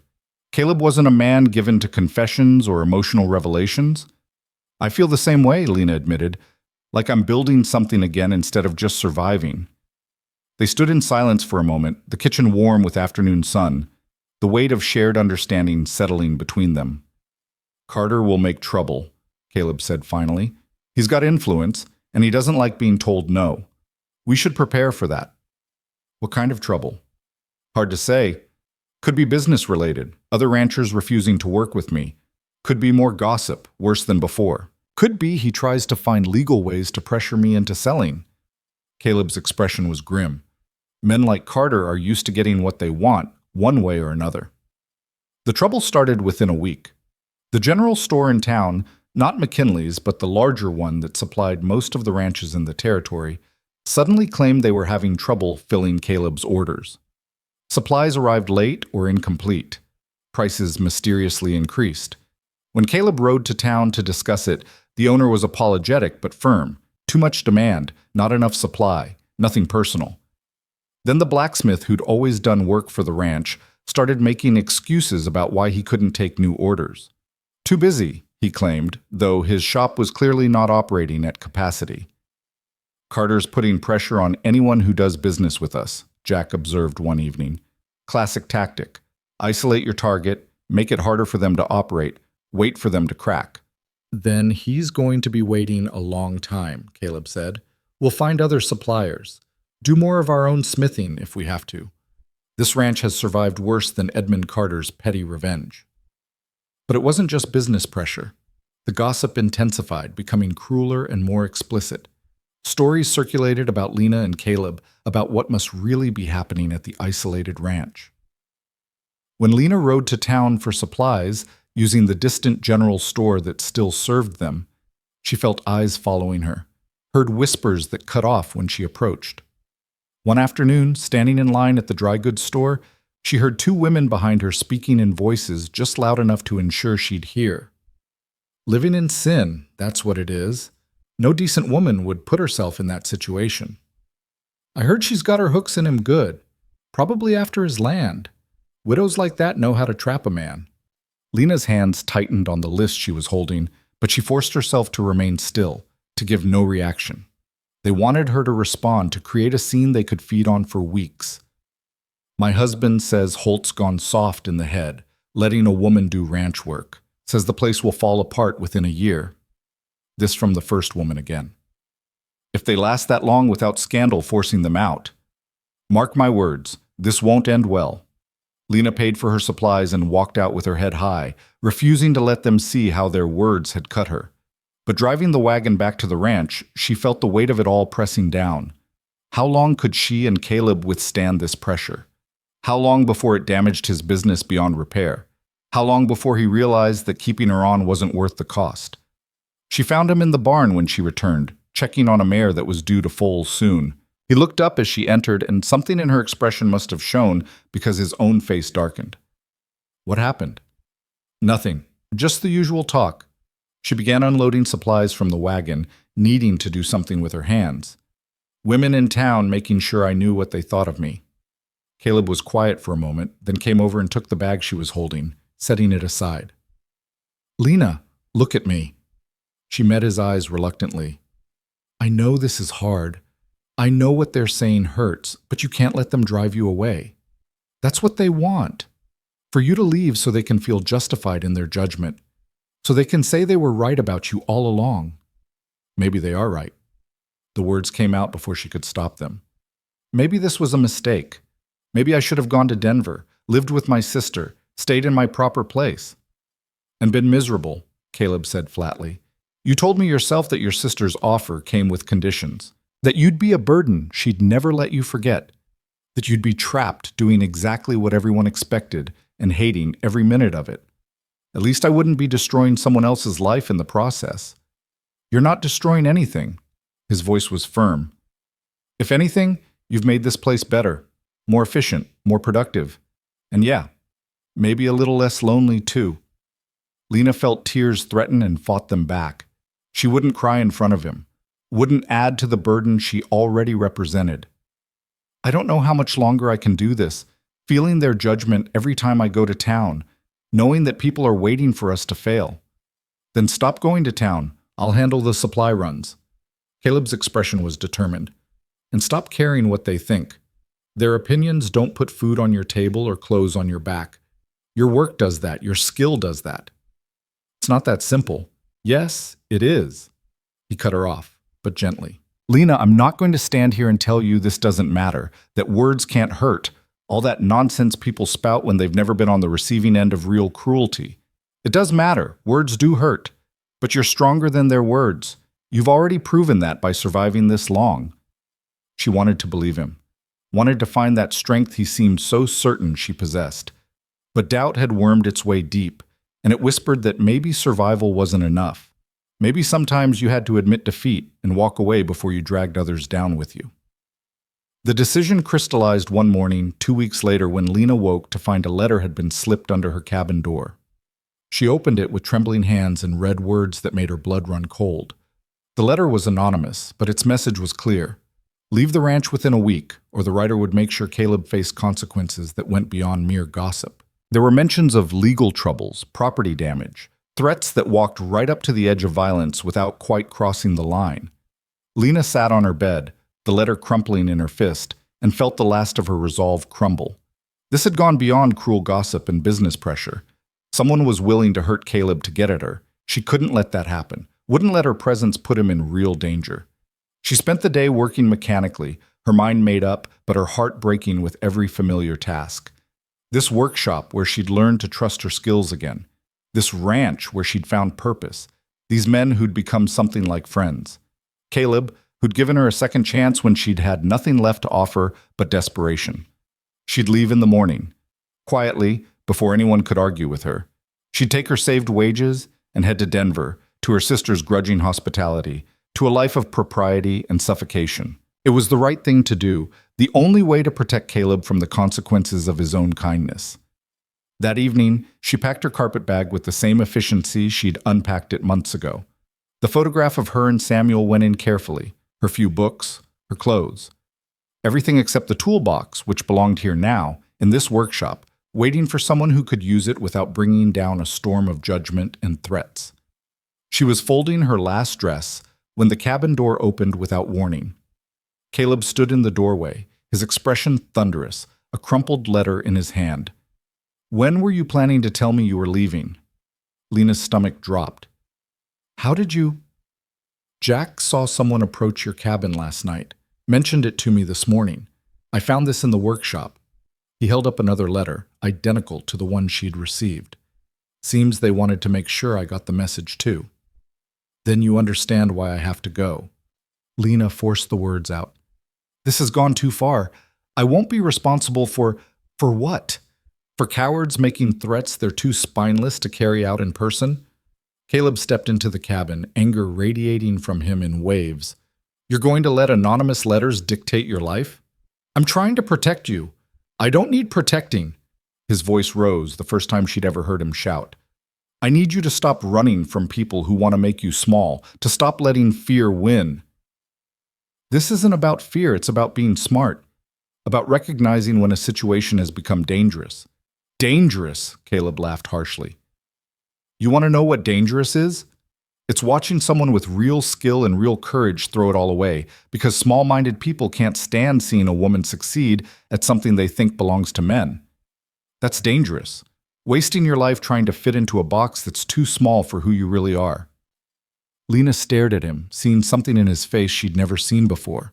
Not just anger, but something deeper, something that looked almost like fear. Why do you care so much? She asked quietly. I'm just an employee. Someone you hired out of guilt over your sister. You've more than made up for that. You don't owe me anything else. You think that's what this is? Caleb's voice dropped, became almost gentle. You think I'm keeping you here out of guilt? Aren't you? Maybe at first. Maybe that's why I bought the tools, why I offered you work. But that's not why I'm fighting to keep you here now." He ran a hand through his hair, a gesture of frustration she'd seen before but never directed at a conversation like this. "You want the truth? I'm fighting because I'm selfish. Because this ranch feels like home for the first time since I built it, and that's because of you. Because I wake up and look forward to the day instead of just enduring it. Because having you here matters to me in ways I don't fully understand and definitely didn't plan for." The confession hung in the air between them, heavy with implications neither of them had been willing to name before. "Caleb, I'm not saying this to manipulate you or make you feel obligated." His gray eyes met hers steadily. "You're free to leave if that's truly what you want. But don't leave because you're afraid. Don't leave because someone who doesn't have the courage to sign their own threats told you to. Leave because you want to, or don't leave at all." Lena looked down at her partially packed bag, at the life she'd been preparing to abandon again, and felt something shift inside her. She'd spent 6 months learning to be strong, learning to trust her skills, learning that she was more than just someone's widow or someone's burden. And now she was about to throw all of that away because people she didn't even respect thought poorly of her? "I don't want to leave," she said quietly. "Then don't." "But the threats, we'll handle them, together." Caleb's expression was determined. "I'm going to the sheriff tomorrow. These letters constitute criminal intimidation, and I'm going to make it very clear to Carter and anyone else involved that I don't respond well to pressure. It could make things worse, or it could make them better. Either way, we face it." He paused. "Unless you'd rather face it alone in Denver, pretending to be someone you're not, slowly dying inside while your sister reminds you daily what a burden you are." When he put it that way, the choice seemed clearer. Lena looked around her cabin, small but hers, warm but not stifling, a space where she could be herself without judgment. Then she looked at Caleb, seeing him clearly, maybe for the first time. Not just her employer, not just someone driven by guilt, but a man who'd chosen to stand beside her when he could have easily let her fall. "I'll stay," she said, "but on one condition." "What?" "We face whatever comes as partners, not employer and employee, not rescuer and rescued, partners." She met his eyes. "If we're going to fight this together, it has to be on equal ground." Something like relief washed over Caleb's face, followed by a smile that transformed his usually stern expression. "Partners," he agreed, "though I should warn you, I'm not easy to work with." "Neither am I," Lena said, and felt herself smile for the first time in weeks. She unpacked her bag that night, returning each item to its place with hands that no longer trembled with fear and uncertainty. Tomorrow would bring whatever it brought: confrontation with the sheriff, possible escalation from whoever had sent the letters, more gossip and judgment from town. But she'd face it standing beside someone who saw her as an equal, who valued her skills, who'd chosen to fight for her when he could have simply let her go. That night, lying in bed listening to the familiar sounds of the ranch settling around her, Lena realized that something fundamental had changed. She wasn't just surviving anymore. She was choosing to stay, to fight, to build something worth fighting for. And that made all the difference. Morning came with the kind of crystalline clarity that made everything seem sharper, more real. Lena dressed carefully, choosing her sturdiest clothes as if preparing for battle, which in a way she supposed she was. When she emerged from her cabin, she found Caleb already waiting by the wagon, the threatening letters tucked into his coat pocket. "Ready?" he asked. "As I'll ever be." Lena climbed onto the wagon seat, her jaw set with determination that felt more genuine than the bravado she'd worn in recent weeks. The ride to town was quiet, both of them lost in their own thoughts. The landscape had transformed from winter's harsh whites to spring's tentative greens, and Lena found herself noticing details she'd been too anxious to see before. Wildflowers pushing through thawed ground, birds returning from wherever they'd fled the cold, signs of life renewing itself despite everything that tried to crush it. The sheriff's office sat at the end of Main Street, a small wooden building that looked barely official enough for the authority it represented. Sheriff Robert Dawson was a weathered man in his 50s, with eyes that had seen enough of human nature to be skeptical of everyone equally. He looked up from his desk as they entered, his expression shifting from mild interest to something more guarded when he saw who his visitors were. "Holt, Mrs. Harper." He leaned back in his chair. What brings you to town? Caleb pulled out the letters and laid them on the desk. Someone's making threats. Against Mrs. Harper directly, and implied threats against my property and business if she doesn't leave the ranch. Dawson picked up one of the letters, reading it with the same careful attention he might give a wanted poster. His expression remained neutral, giving nothing away. When he finished, he set it down and looked at them both. These are serious accusations, he said slowly. Criminal intimidation, possibly conspiracy to commit property damage. Problem is, they're unsigned. No way to know who wrote them. But you can investigate, Lena said. Ask around, find out who might. Ask around about what, exactly. Dawson's tone wasn't unkind, but it wasn't encouraging either. Mrs. Harper, I'm not going to pretend I don't know what people in town have been saying about your situation out at the Holt Ranch. Right or wrong, there's talk. And when there's talk, there's always someone willing to take things a step further. So you're saying there's nothing you can do? Caleb's voice was tight. I'm saying without evidence pointing to a specific person, my hands are tied. I can keep the letters, make note of the complaint, maybe ask some subtle questions. But unless someone comes forward or another threat is made in a way we can trace, there's not much legal action I can take. Lena felt frustration building in her chest. So whoever did this just gets away with it. For now, Dawson pulled a fresh sheet of paper toward him and began writing. I'll file an official report. That way, if anything else happens, we have documentation of a pattern. And Holt, I'd suggest you increase security around your property. Make sure your hands are aware there might be trouble. Keep an eye out for anything suspicious. Already planned on it, Caleb said grimly. They were almost to the door when Dawson spoke again.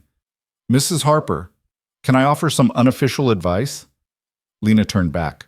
Of course. Small towns have long memories and short patience. The more you push against what they think is proper, the harder they push back. I'm not saying they're right. I'm saying that's how it is. He tapped the letters on his desk. Sometimes the smartest thing to do is wait out the storm rather than stand in the middle of it demanding it stop. And sometimes, Lena said quietly, the storm doesn't stop until you make it stop. Outside, the spring sunshine felt almost mocking in its cheerfulness.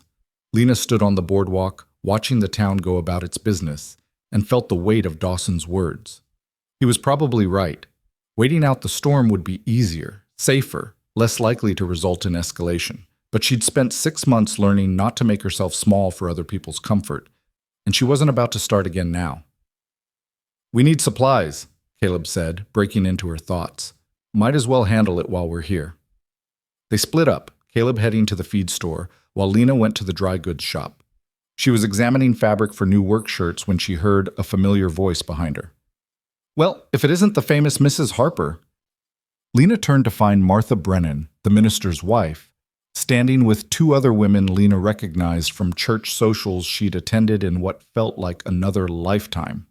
Martha's smile was sharp enough to cut glass. Mrs. Brennan, Lena said evenly. How nice to see you. I'm sure. Martha moved closer, her companions flanking her like soldiers. We've been meaning to call on you, actually. Some of the church ladies have been concerned about your welfare. My welfare is fine, thank you. Is it, though? Martha's eyes swept over Lena's work-worn clothes, her calloused hands, the independence in her posture. Living out there at that ranch, working like a common laborer, no proper supervision or companionship. It's not natural for a woman. What's not natural, Lena said, keeping her voice level despite the anger rising in her throat, is starving because the only acceptable forms of employment for women pay pennies on the dollar compared to men's work. There are other options, respectable options. This from one of Martha's companions, a thin woman whose name Lena couldn't remember. Your sister in Denver would take you in. You could work as a seamstress, a teacher, something appropriate for your sex. I'm working at something appropriate for my abilities, Lena countered, and I'm being paid fairly for it. If that makes people uncomfortable, perhaps they should examine why a woman earning an honest living bothers them so much. Martha's smile grew colder. We're only thinking of you, dear, of your reputation and your soul. The Bible is quite clear about proper relations between men and women, about the natural order of things. What you're doing out there, living in such close proximity to that man without the benefit of marriage. What I'm doing is working, Lena cut her off. her patience finally snapping. I'm repairing fences and fixing doors and doing skilled labor that your husbands probably couldn't manage. And yes, I'm living on the same property as my employer, in my own cabin, conducting myself with perfect propriety. If you or anyone else chooses to see something sinful in that, that's your failing, not mine. The other women gasped at her directness, but Martha merely studied her with calculating eyes. So defensive. One might wonder what you're hiding. One might wonder, Lena shot back, why you're so interested in my business instead of tending to your own. She turned and walked to the counter with the fabric she'd selected, paid quickly, and left the store without looking back. Her hands were shaking, adrenaline and anger mixing into something that felt dangerous and liberating at the same time. She'd never spoken to someone like Martha Brennan that way before, never stood up for herself so directly. It felt terrifying and exhilarating in equal measure. Caleb was waiting by the wagon, loading bags of feed. He took one look at her face and his expression darkened. What happened? Martha Brennan happened, and her judgmental friends. Lena threw her package into the wagon with more force than necessary. They wanted to save my soul by reminding me that working for a living and being independent makes me unnatural. Should I go have a conversation with them? No. Lena took a breath, forcing herself to calm down. I handled it, probably made things worse, but at least I said what needed saying. Caleb studied her for a moment, then nodded. Good. About time someone told Martha Brennan that her opinion isn't gospel. He helped her onto the wagon. Let's get out of here before you start any more trouble. Me? I'm not the one making trouble. No, Caleb agreed, snapping the reins to set the horses moving. You're just refusing to accept it quietly, which is apparently the same thing in this town's eyes. They were halfway back to the ranch when they saw smoke on the horizon. Not the normal cooking smoke that should be rising from the ranch buildings, but thick black columns that spoke of something burning out of control. Caleb urged the horses faster, and Lena gripped the wagon seat as they rattled over the rough road, both of them knowing without words that this was connected to the threats. They crested the final hill and saw it clearly. One of the outbuildings was engulfed in flames, smoke pouring into the clear spring sky. Jack, Tom, and David were already there with buckets, fighting desperately to keep the fire from spreading to the barn and other structures. Caleb didn't even fully stop the wagon before jumping down and running toward the flames. Lena was right behind him, grabbing buckets, joining the frantic effort to contain the damage. The building was already lost. That was obvious within minutes. But if the fire reached the barn where the hay was stored, or worse, where the animals were kept, they'd lose everything. They fought for hours, bucket after bucket of water hauled from the pump, thrown against flames that seemed to laugh at their efforts. Lena's arms burned with exhaustion, her lungs ached from smoke, but she kept moving because stopping meant losing, and she'd lost too much already to surrender anything else. Finally, as the sun began its descent toward the mountains, the fire began to die. The outbuilding was gone, reduced to smoking ruins and charred timber, but the barn stood intact, the other buildings safe. The disaster contained to one structure instead of spreading to consume everything. They collapsed on the ground, all 5 of them, covered in soot and ash, too exhausted to speak. Lena looked at the ruins of the building and felt tears sting her eyes, though whether from smoke or grief or rage she couldn't say. It was arson, Jack said finally, his voice rough from smoke. I checked the building this morning.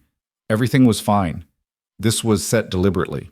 The letters weren't empty threats then, Tom added. Someone meant what they said. David was staring at the ruins with an expression that mixed anger and fear. What if they come back? What if next time they target the barn or the house?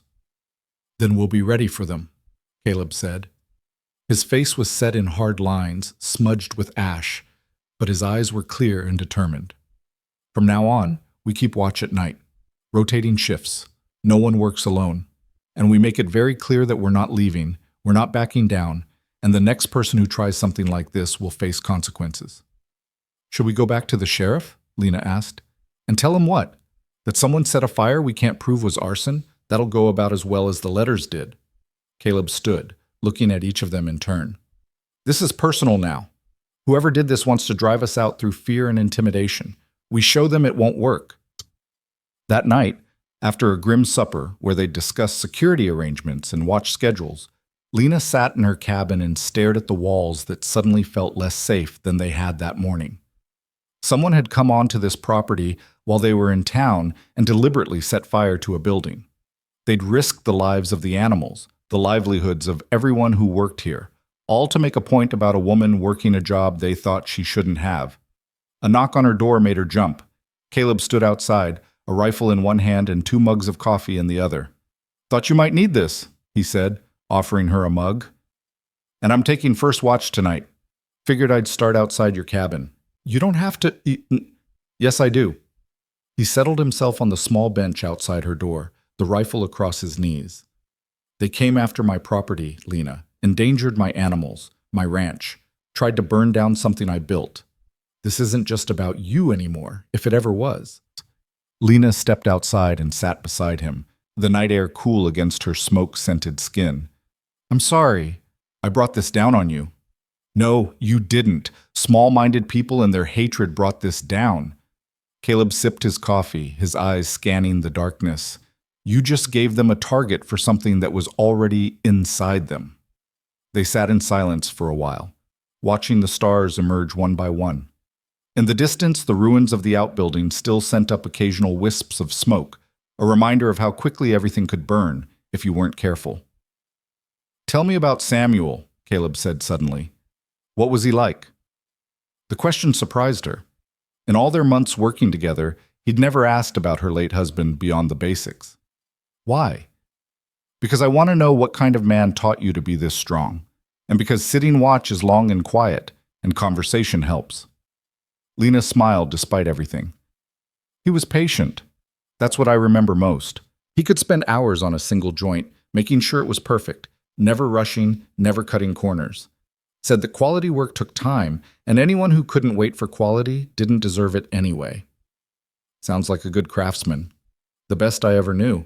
Lena pulled her coat tighter against the chill. "But more than that, he was kind. When I lost the baby, when the doctor said there wouldn't be others, he never blamed me, never made me feel like I'd failed him. He just held me and said we'd build a different kind of family, one made of the things we created together instead of children. And then he died and left you with nothing but those things to sell for survival," Caleb said quietly. "Not nothing. He left me skills, knowledge, the ability to look at something broken and see how to fix it." She looked at Caleb's profile in the starlight. "I didn't appreciate that until I came here. Didn't understand that he'd given me everything I needed to survive, even without him." He'd be proud of you," Caleb said. "Proud of how you've used what he taught you. Proud of how you fought to keep it." "I hope so." Lena finished her coffee and stood. "I should let you keep watch without distraction." "Lena?" Caleb's voice stopped her at the door. "When this is over, when we've dealt with whoever's behind this and the town's moved on to some other scandal to devour, what then? Do you stay or do you move on to something else?" It was a fair question, one she'd been avoiding asking herself. "I don't know," she admitted. "I came here because I had nowhere else to go. Stayed because the work made me feel alive again. But I haven't thought much beyond surviving one season at a time." "Maybe it's time to think beyond survival," Caleb suggested. "Time to think about what you actually want, not just what you're running from or enduring." His words stayed with her long after she'd gone inside, lying in bed listening to him move periodically outside, keeping watch against threats both seen and unseen. What did she want? For so long, she'd defined herself by what she'd lost: her child, her husband, her security, her place in the world. But lying there in the darkness, she realized that somewhere in the past months, she'd started building something new. Not a replacement for what she'd had with Samuel, but something different. A sense of competence, of partnership, of belonging to something larger than her own grief. She wanted to keep building that, wanted to see what it could become if given time and space to grow. Wanted to stop running and start choosing, deliberately and consciously, the shape of her own life. The next morning brought new challenges. Word of the fire had spread, and by midday, several ranchers from neighboring properties had arrived, ostensibly to offer assistance, but clearly also to assess the situation and form their own judgments. The first was Harold Peterson, who owned the property to the east. He stood surveying the burned ruins with the air of a man confirming his worst suspicions. "Shame about the building," he said to Caleb. "But I suppose when you court controversy, you have to expect consequences." "Arson isn't a consequence," Caleb replied evenly. "It's a crime. And if you're suggesting Mrs. Harper's employment justifies it, I'm not justifying anything, just saying that actions have results. And sometimes those results aren't what we'd prefer." Peterson's eyes slid to Lena, who was working on clearing debris from around the barn. "You've made your position clear, Holt. Can't say I agree with it, but it's your ranch. Just don't expect the rest of us to bail you out when your choices come home to roost." After Peterson left, 2 more ranchers arrived with similar messages wrapped in offers of minimal help. The pattern was clear. The community was distancing itself from Caleb's ranch, from the controversy, from any appearance of supporting what he and Lena represented. "They're afraid," Jack observed as they watched the last visitor depart. "Afraid that if they support us, they'll become targets too. Carter's got them thinking that standing with you means standing against the whole territory." "Then they're cowards," David said hotly, "letting fear dictate right and wrong." "Maybe," Tom said quietly. "Or maybe they've got families to protect, businesses that can't afford to be on Carter's bad side. Not everyone's in a position to fight." Lena listened to them debate and felt the isolation settling over the ranch like fog. They were alone in this, truly alone, and the realization was both terrifying and clarifying. There would be no cavalry riding to their rescue, no sudden shift in public opinion, just the 5 of them against whoever was determined to drive her away. That afternoon, as she worked on rebuilding a section of fence that the fire's heat had damaged, Lena heard a wagon approaching. She looked up, expecting another rancher come to offer judgment disguised as concern, and instead saw a familiar face that made her breath catch. Her sister, Rebecca, sat rigidly on the wagon seat, her expression as cold as Lena remembered. Beside her was Rebecca's husband, Thomas, looking uncomfortable and out of place in his city clothes. "Lena," Rebecca said, climbing down from the wagon with careful precision, "we need to talk." They sat at the table in the main house, Rebecca's eyes taking in every detail with barely concealed disapproval. The simple furnishings, the work-worn appearance of everything, the very atmosphere of a working ranch seemed to offend her sensibilities. "I heard about the fire," Rebecca began without preamble, "and about the situation you've created here. Lena, this has gone far enough. It's time to stop this foolishness and come to Denver where you belong." "This isn't foolishness, Rebecca. It's my life. It's a scandal." Rebecca's composure cracked slightly. "Do you know what people are saying about you living here with a man you're not married to, doing work that's completely inappropriate for a woman? You're destroying what's left of our family's reputation." "I'm earning an honest living using skills Samuel taught me," Lena said, fighting to keep her voice calm. "I'm not doing anything shameful. You're living in sin, and you know it." Rebecca leaned forward, her face flushed. "Mother and father would be horrified if they could see you now. Their daughter behaving like some kind of—" "Like what, Rebecca?" Lena's patience snapped. "Say it. Like what?" Rebecca pressed her lips together, but the word hung unspoken between them anyway. Thomas shifted uncomfortably but said nothing, letting his wife lead the confrontation. "I came here to make you an offer," Rebecca said finally. "Come to Denver, live with us. We'll find you respectable employment, introduce you to suitable men. You can rebuild your life properly, not this mockery you've created here." "And if I refuse?" "Then you're on your own." Rebecca stood, gathering her gloves with sharp, angry movements. "I won't be associated with this scandal anymore. I've defended you as long as I can, but you've made your choice. You'd rather live out here like some kind of frontier woman, working like a man, destroying your reputation and ours in the process." "You're right," Lena said quietly. "I have made my choice. And I choose this. I choose work that challenges me, people who respect me, a life where I'm valued for what I can do instead of judged for what I am." "Then we're done." Rebecca's voice was cold. "Don't expect any help from me when this all falls apart. Don't come crying to Denver when he throws you out or the town runs you off. You made this bed, Lena. You can lie in it alone." Lena watched her sister and brother-in-law drive away, their wagon disappearing down the road that led back to civilization, back to propriety, back to a world where women knew their place and stayed in it. She felt the finality of it, the severing of her last connection to the life she'd had before Samuel died. And surprisingly, she felt relieved. Caleb found her an hour later, sitting on the porch of her cabin, watching the sun descend toward the mountains. "Saw your sister leave, Chateau," he said, settling beside her, guessing it didn't go well. "She gave me an ultimatum. Choose her version of respectability or lose her support entirely." Lena smiled without humor. "I chose this." "Any regrets?" Lena thought about it honestly before answering. "No. Rebecca's been waiting for an excuse to cut me loose since Samuel died. This just gave her one she could frame as moral superiority instead of simple cruelty." She looked at Caleb. "I'm alone now, no family, no connections in Denver or anywhere else, just what I've built here." "You're not alone," Caleb said firmly. "You've got this ranch. Got Jack and Tom and David. Got me." He paused. "If you want it." "I want it," Lena said, and felt the truth of it settle into her bones.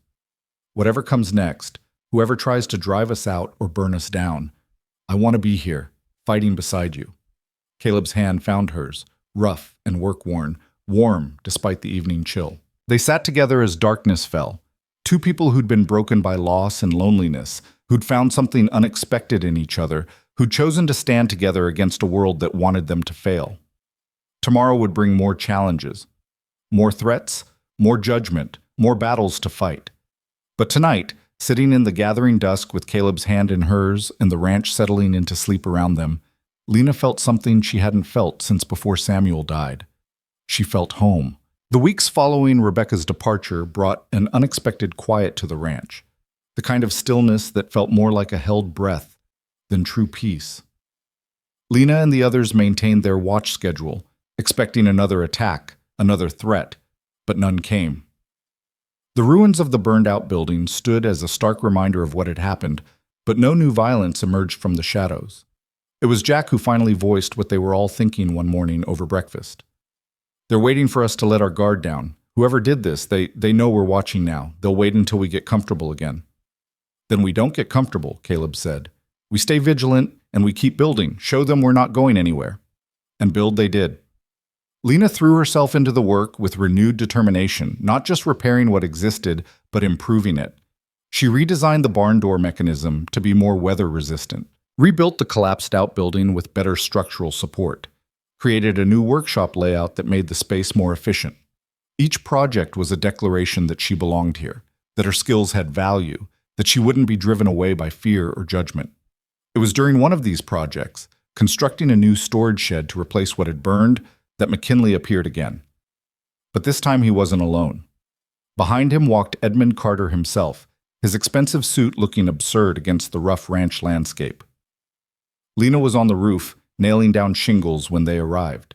She saw them talking to Caleb near the main house and felt her stomach tighten with apprehension. She climbed down carefully and made her way toward them, arriving just as Carter's voice rose in frustration. "I'm offering you a fair deal, Holt. More than fair. Twice what that land is worth, and all I'm asking is that you reconsider your employment arrangements." "My answer hasn't changed," Caleb said flatly. "The land isn't for sale, and who I employ is none of your concern." Carter's eyes swept over Lena as she approached, and something cold flickered in his expression. "Mrs. Harper, how convenient. Perhaps you can help your employer see reason." "I doubt that," Lena said evenly, "since we're both quite unreasonable when it comes to letting people like you dictate our lives." McKinley made a disapproving noise. "Now, Mrs. Harper, there's no call for rudeness. Mr. Carter is making a generous offer." "An offer contingent on me leaving," Lena cut him off. "That's not generosity, Mr. McKinley. That's extortion dressed up in fancy words." Carter's jaw tightened. "You're making this much harder than it needs to be, both of you. I'm trying to help you avoid further unpleasantness." "Unpleasantness? Like arson?" Caleb's voice was deadly quiet. "Are you admitting you had something to do with that fire?" "I'm admitting nothing. I'm simply pointing out that your stubbornness has consequences. People are upset. Tensions are high. Accidents happen. Carter's smile didn't reach his eyes. But they could stop happening if you'd just be reasonable. Get off my property, Caleb said. Now, before I decide that having the sheriff investigate you for conspiracy to commit arson is worth the trouble. You have no proof, don't I? Caleb pulled a folded paper from his pocket. Funny thing about fires, sometimes people see things, like a man matching your foreman's description riding away from my ranch the day of the fire. Like the same man buying lamp oil in town that morning more than anyone would need for legitimate purposes. Sheriff might find that interesting. Carter's expression went cold and hard. You're bluffing. Maybe. Maybe not. Want to risk it? Caleb stepped closer, and despite Carter being the larger man, he seemed to shrink before Caleb's intensity. Here's what's going to happen. You're going to leave. You're going to stop pressuring other ranchers to avoid doing business with me. You're going to call off whoever you've got spreading poison about Mrs. Harper in town. And in exchange, I won't pursue legal action for the fire or the threatening letters. And if I don't, then I go to the sheriff with everything I know. I go to the territorial newspaper with the story of how Edmund Carter tried to drive out a widow because she dared to work for her living. I make enough noise that your reputation takes damage even if nothing sticks legally. Caleb's smile was sharp. Your choice. Walk away clean or fight this battle in public where everyone can watch. Carter stared at him for a long moment, calculation visible in his eyes. Finally, he turned to McKinley. Let's go. There's no reasoning with fools. They watched the two men climb into Carter's fancy wagon and drive away. Lena let out a breath she hadn't realized she'd been holding. Did someone really see his foreman? She asked. Tom did. Couldn't prove it was arson, but he definitely saw the man riding away from here that day. Caleb watched the wagon disappear. Whether Carter will actually back off or just get more careful, I don't know. But at least he knows we're not helpless. You took a risk threatening him like that. Sometimes risks are necessary. Caleb looked at her, and something in his expression made her breath catch. Some things are worth fighting for. Consequences be damned. The conversation hung unfinished between them as they returned to work, words unsaid but understood nonetheless. That evening, Lena found herself restless, unable to settle into her usual routine. She walked out to the workshop, ostensibly to organize tools, but really just needing something to do with her hands while her mind churned. She was running her fingers over Samuel's toolbox, the walnut surface smooth and familiar, when Caleb appeared in the doorway. Thought I might find you here, he said. You always come here when you're thinking too hard. Am I that predictable? You're that consistent. It's different. He came inside, looking around at the space Lena had transformed over the months. You've made this place your own. Samuel would approve, I think. Lena smiled. I hope so. Sometimes I wonder if I'm honoring his memory or just using his tools to build something he never intended. Does it matter? He taught you the skills. What you do with them is up to you.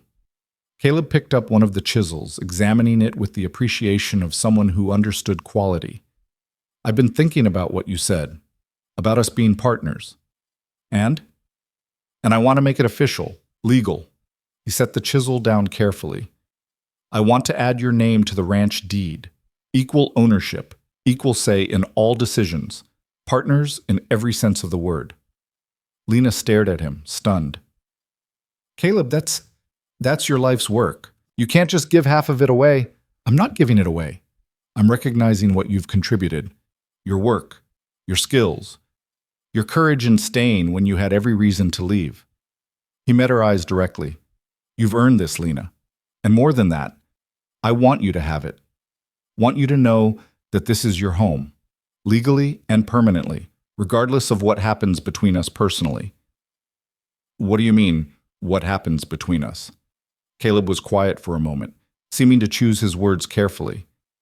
I mean that over these months, you've become more to me than just an employee or a partner in business.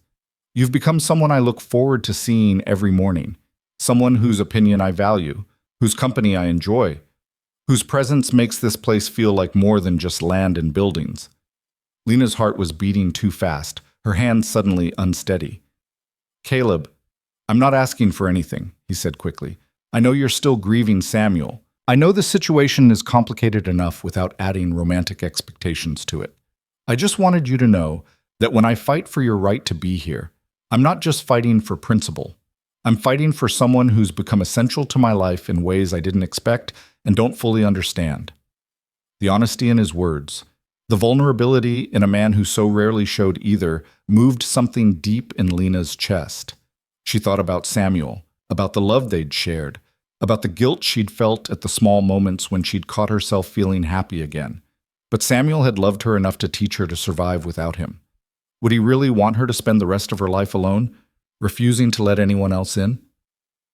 I care about you too, she said softly, more than I thought I could care about anyone after Samuel died. You've given me back something I thought was lost forever, the sense that I have value beyond what I can provide for someone else, that I'm worth fighting for, worth standing beside. You are, Caleb said, worth that and more. They stood in the workshop surrounded by tools and wood shavings, spring darkness falling outside, and Lena felt the weight of decision settling over her. She could keep holding Samuel's memory between her and the future, using grief as armor against the risk of loving and losing again. Or she could honor what Samuel had taught her by using his skills to build something new, something that included the possibility of happiness she hadn't planned for. I'd like to think about the deed offer, she said finally. Not because I don't appreciate it, but because I want to make sure I'm accepting it for the right reasons. That I'm staying because I want to build a life here, not because I'm afraid to try anywhere else. Fair enough. Caleb moved toward the door, then paused. And Lena, whatever you decide about the partnership, about the ranch, about us, I meant what I said. You've earned your place here. That doesn't change regardless of anything else. After he left, Lena sat in the workshop for a long time, running her hands over Samuel's tools and thinking about the different kinds of partnerships that could exist between two people. Samuel had been her first love, her teacher, her companion through years of building a life together.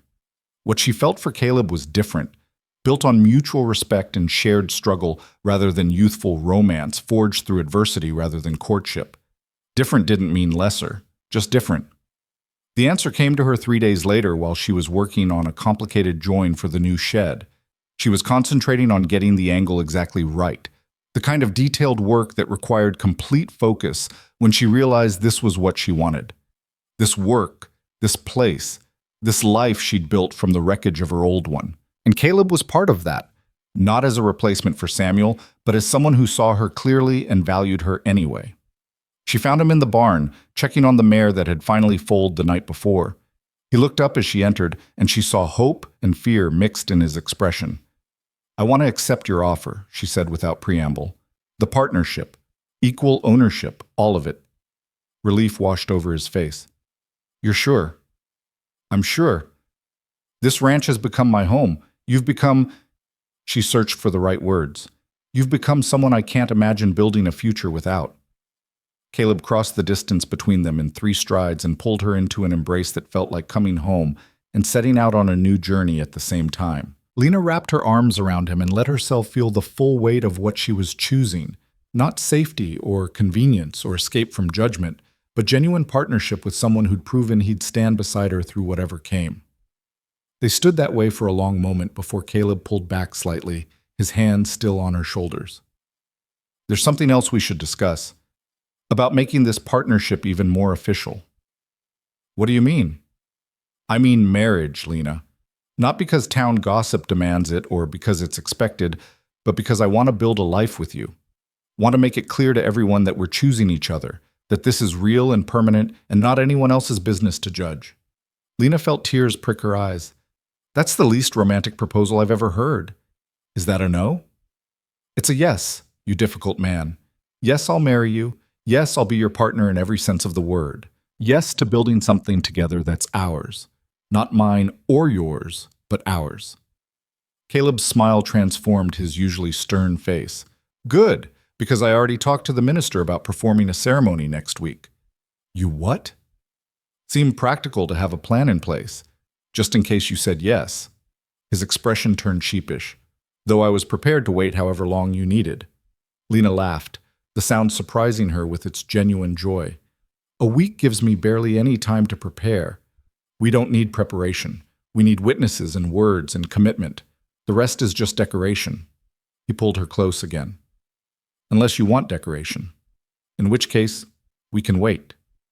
No, Lena said, settling against his chest and feeling his heartbeat steady beneath her ear. No waiting. We've both waited long enough.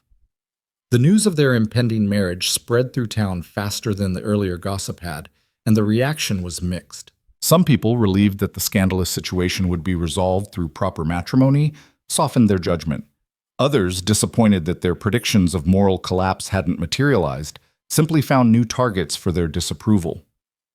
Martha Brennan appeared at the ranch 2 days before the ceremony, ostensibly to offer congratulations, but clearly fishing for details she could dissect with her friends.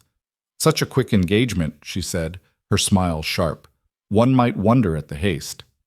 One might, Lena agreed calmly, or one might recognize two people who've already proven they work well together and see no reason to delay making it official. Still, appearances matter. Do they? Lena interrupted. Because it seems to me that appearances have caused nothing but trouble. Caleb and I have decided to stop caring what people think and start living according to what we know is right. Martha's expression soured. Pride comes before a fall, Mrs. Harper. Perhaps. But so does courage come before triumph. Lena met her eyes steadily. I've fallen before, Mrs. Brennan. Lost everything I thought mattered, and I learned that surviving the fall matters more than avoiding it. So yes, we're marrying quickly. Yes, we're doing it our way. And no, we don't require your approval or anyone else's. After Martha left in a huff, Jack appeared from where he'd been working nearby and grinned. That woman's going to choke on her own judgment one of these days. Let her, Lena said. I'm done trying to win over people who've already decided what they think of me. The morning of the wedding dawned clear and bright, spring sunshine warming the earth and coaxing wildflowers from the thawed ground. Lena dressed simply in a new dress she'd sewn herself. Practical, but pretty, suitable for a working woman who happened to be getting married. No veil, no elaborate ceremony. Just honest words between two people who'd earned their partnership through shared struggle.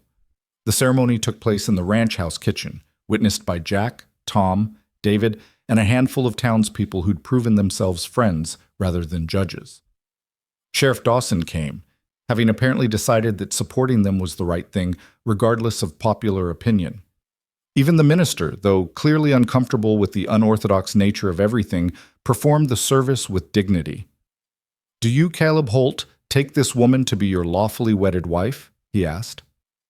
I do, Caleb said, his gray eyes locked on Lena's face. I take her as my partner, my equal, my companion in building the life we both deserve. And do you, Lena Harper, take this man to be your lawfully wedded husband? Lena thought of Samuel, of the love they'd shared and lost, thought of the journey that had brought her from desperate widow, selling her past for survival to this moment, standing beside a man who valued her for who she was, rather than who she was supposed to be. I do, she said clearly. I take him as my partner, my equal, my companion, in building a future neither of us planned but both of us choose. The minister pronounced them married, and Caleb kissed her gently, a promise of partnership sealed with witnesses and law, and something deeper than either. The small gathering applauded, and for the first time since Samuel's death, Lena felt truly free of the weight of others' expectations. The celebration that followed was simple but genuine. Jack had somehow procured a cake from town. Tom had brought out a bottle of whiskey he'd been saving. David, in an unexpected show of sentimentality, had carved them a small wooden plaque that read, Holt and Harper Ranch, established 1887. Seemed fitting, he explained, embarrassed by the attention, since you're partners now and everything. As the sun set and their guests departed, Lena and Caleb walked out to survey their land.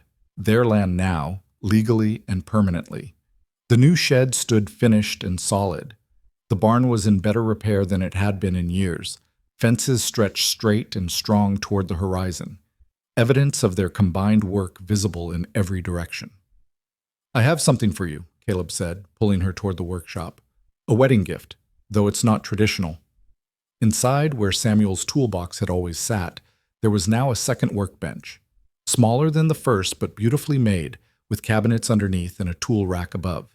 And mounted prominently on the wall behind it was a hand-carved sign that read Lena's Workshop. You built this? Lena ran her hands over the smooth wood, seeing Caleb's careful craftsmanship in every joint.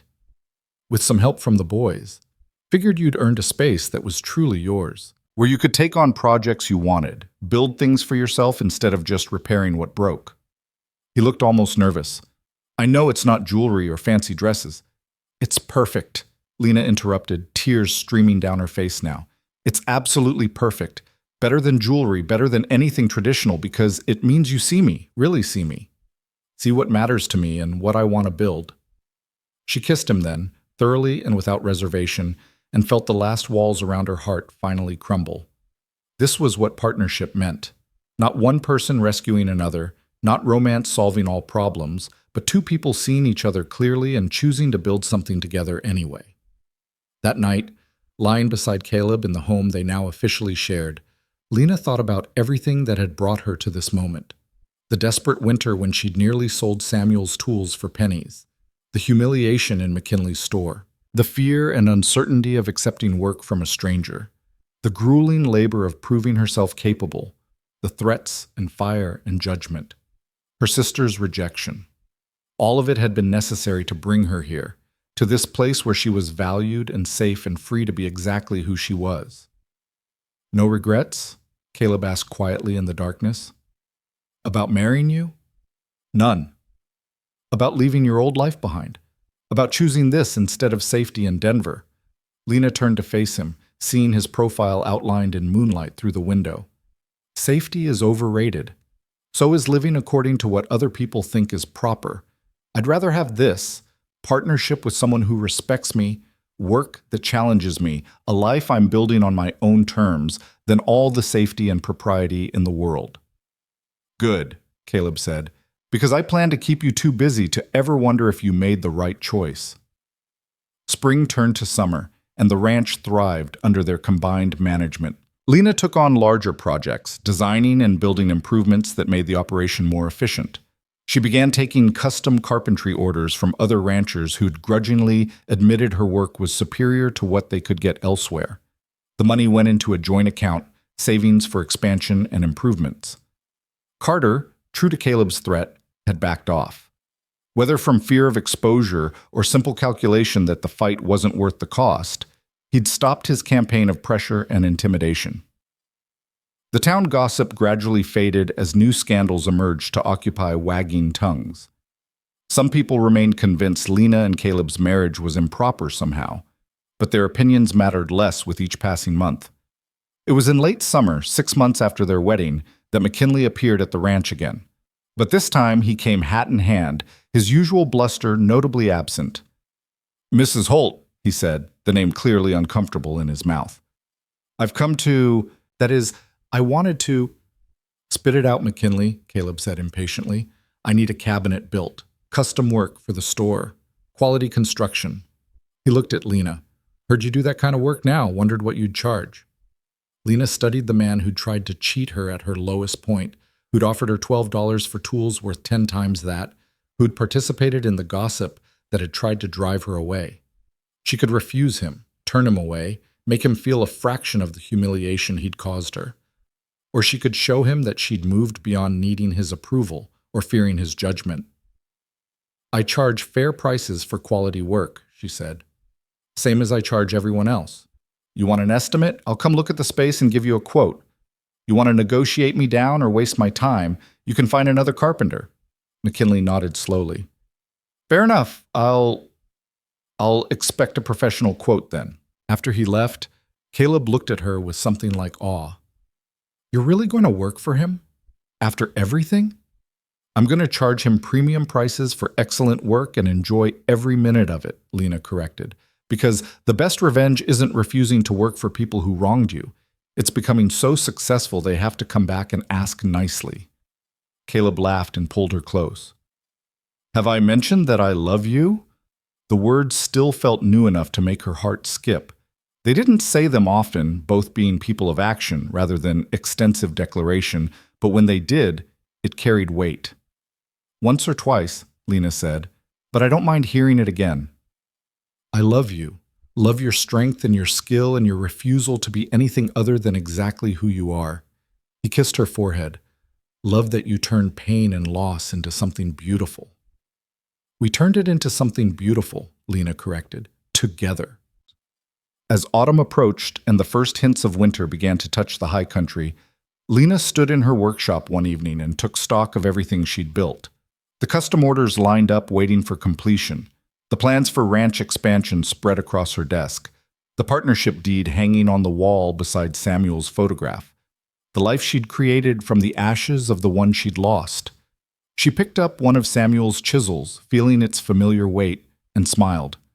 "Thank you," she whispered to his memory, "for teaching me to build, for giving me tools I could use to survive, for loving me enough to make sure I could go on without you." The chisel went back in its place, part of a collection she'd use until her own hands were too old to hold them steady.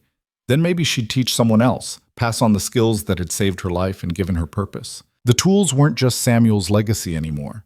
They were hers too, proof that what we build can outlast us if we build it well enough. Caleb found her there as darkness fell, as he often did. Without words, he took her hand and led her outside to where the first stars were emerging. They stood together looking at the ranch, their ranch, and the future spreading out before them like the Wyoming sky, vast and full of possibility. "Think we'll make it?" Lena asked. "Through whatever comes next?" "We made it through everything that came before," Caleb said. "Fire and threats and judgment and loss. I figure if we survived all that, we can handle whatever the future brings." Lena leaned against him, feeling the solid warmth of partnership, the comfort of choosing and being chosen. "Together?" "Always together," Caleb promised. "Partners in every sense of the word, building something that will last." And there, under the emerging stars with the ranch settling into evening quiet around them, Lena knew it was true. She'd walked into McKinley's store carrying the last pieces of her old life, desperate and broken and willing to accept pennies just to survive another day. She'd been offered a second chance by a man who saw her potential instead of her desperation. She'd proven herself capable of work others said she couldn't do. She'd fought for her right to build the life she wanted instead of accepting the one others thought she should have. She'd survived winter and found partnership, found love built on respect instead of rescue, found home in the work of her hands and the steady presence of someone who valued her exactly as she was. The tools Samuel had left her weren't just instruments for shaping wood anymore. They were symbols of resilience, proof that what seems lost can be transformed into something new if you're brave enough to keep building when everything tells you to stop. Lena Harper. Holt, widow and carpenter, partner and wife, stood on land she'd helped make thrive and knew with certainty that she'd found what she'd been searching for since Samuel died. Not a replacement for what she'd lost, but something different and equally valuable. A life built on her own terms, with her own hands, alongside someone who'd proven worthy of partnership. Winter would come again, as it always did. There would be more challenges, more work, more moments when strength would be tested and resolve questioned. But she'd face them the way she'd faced everything else, with skill and courage and the knowledge that she was capable of building whatever she needed to survive. And that, Lena thought as Caleb's arm tightened around her shoulders and the stars multiplied overhead, was more than survival. It was triumph. It was home. It was the future she'd earned, one careful joint and honest day at a time, built to last through whatever storms might come.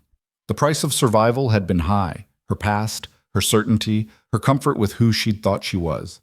But what she'd built with that price was worth infinitely more. A partnership of equals. A love born of respect. A life that was truly, completely her own. And that was everything.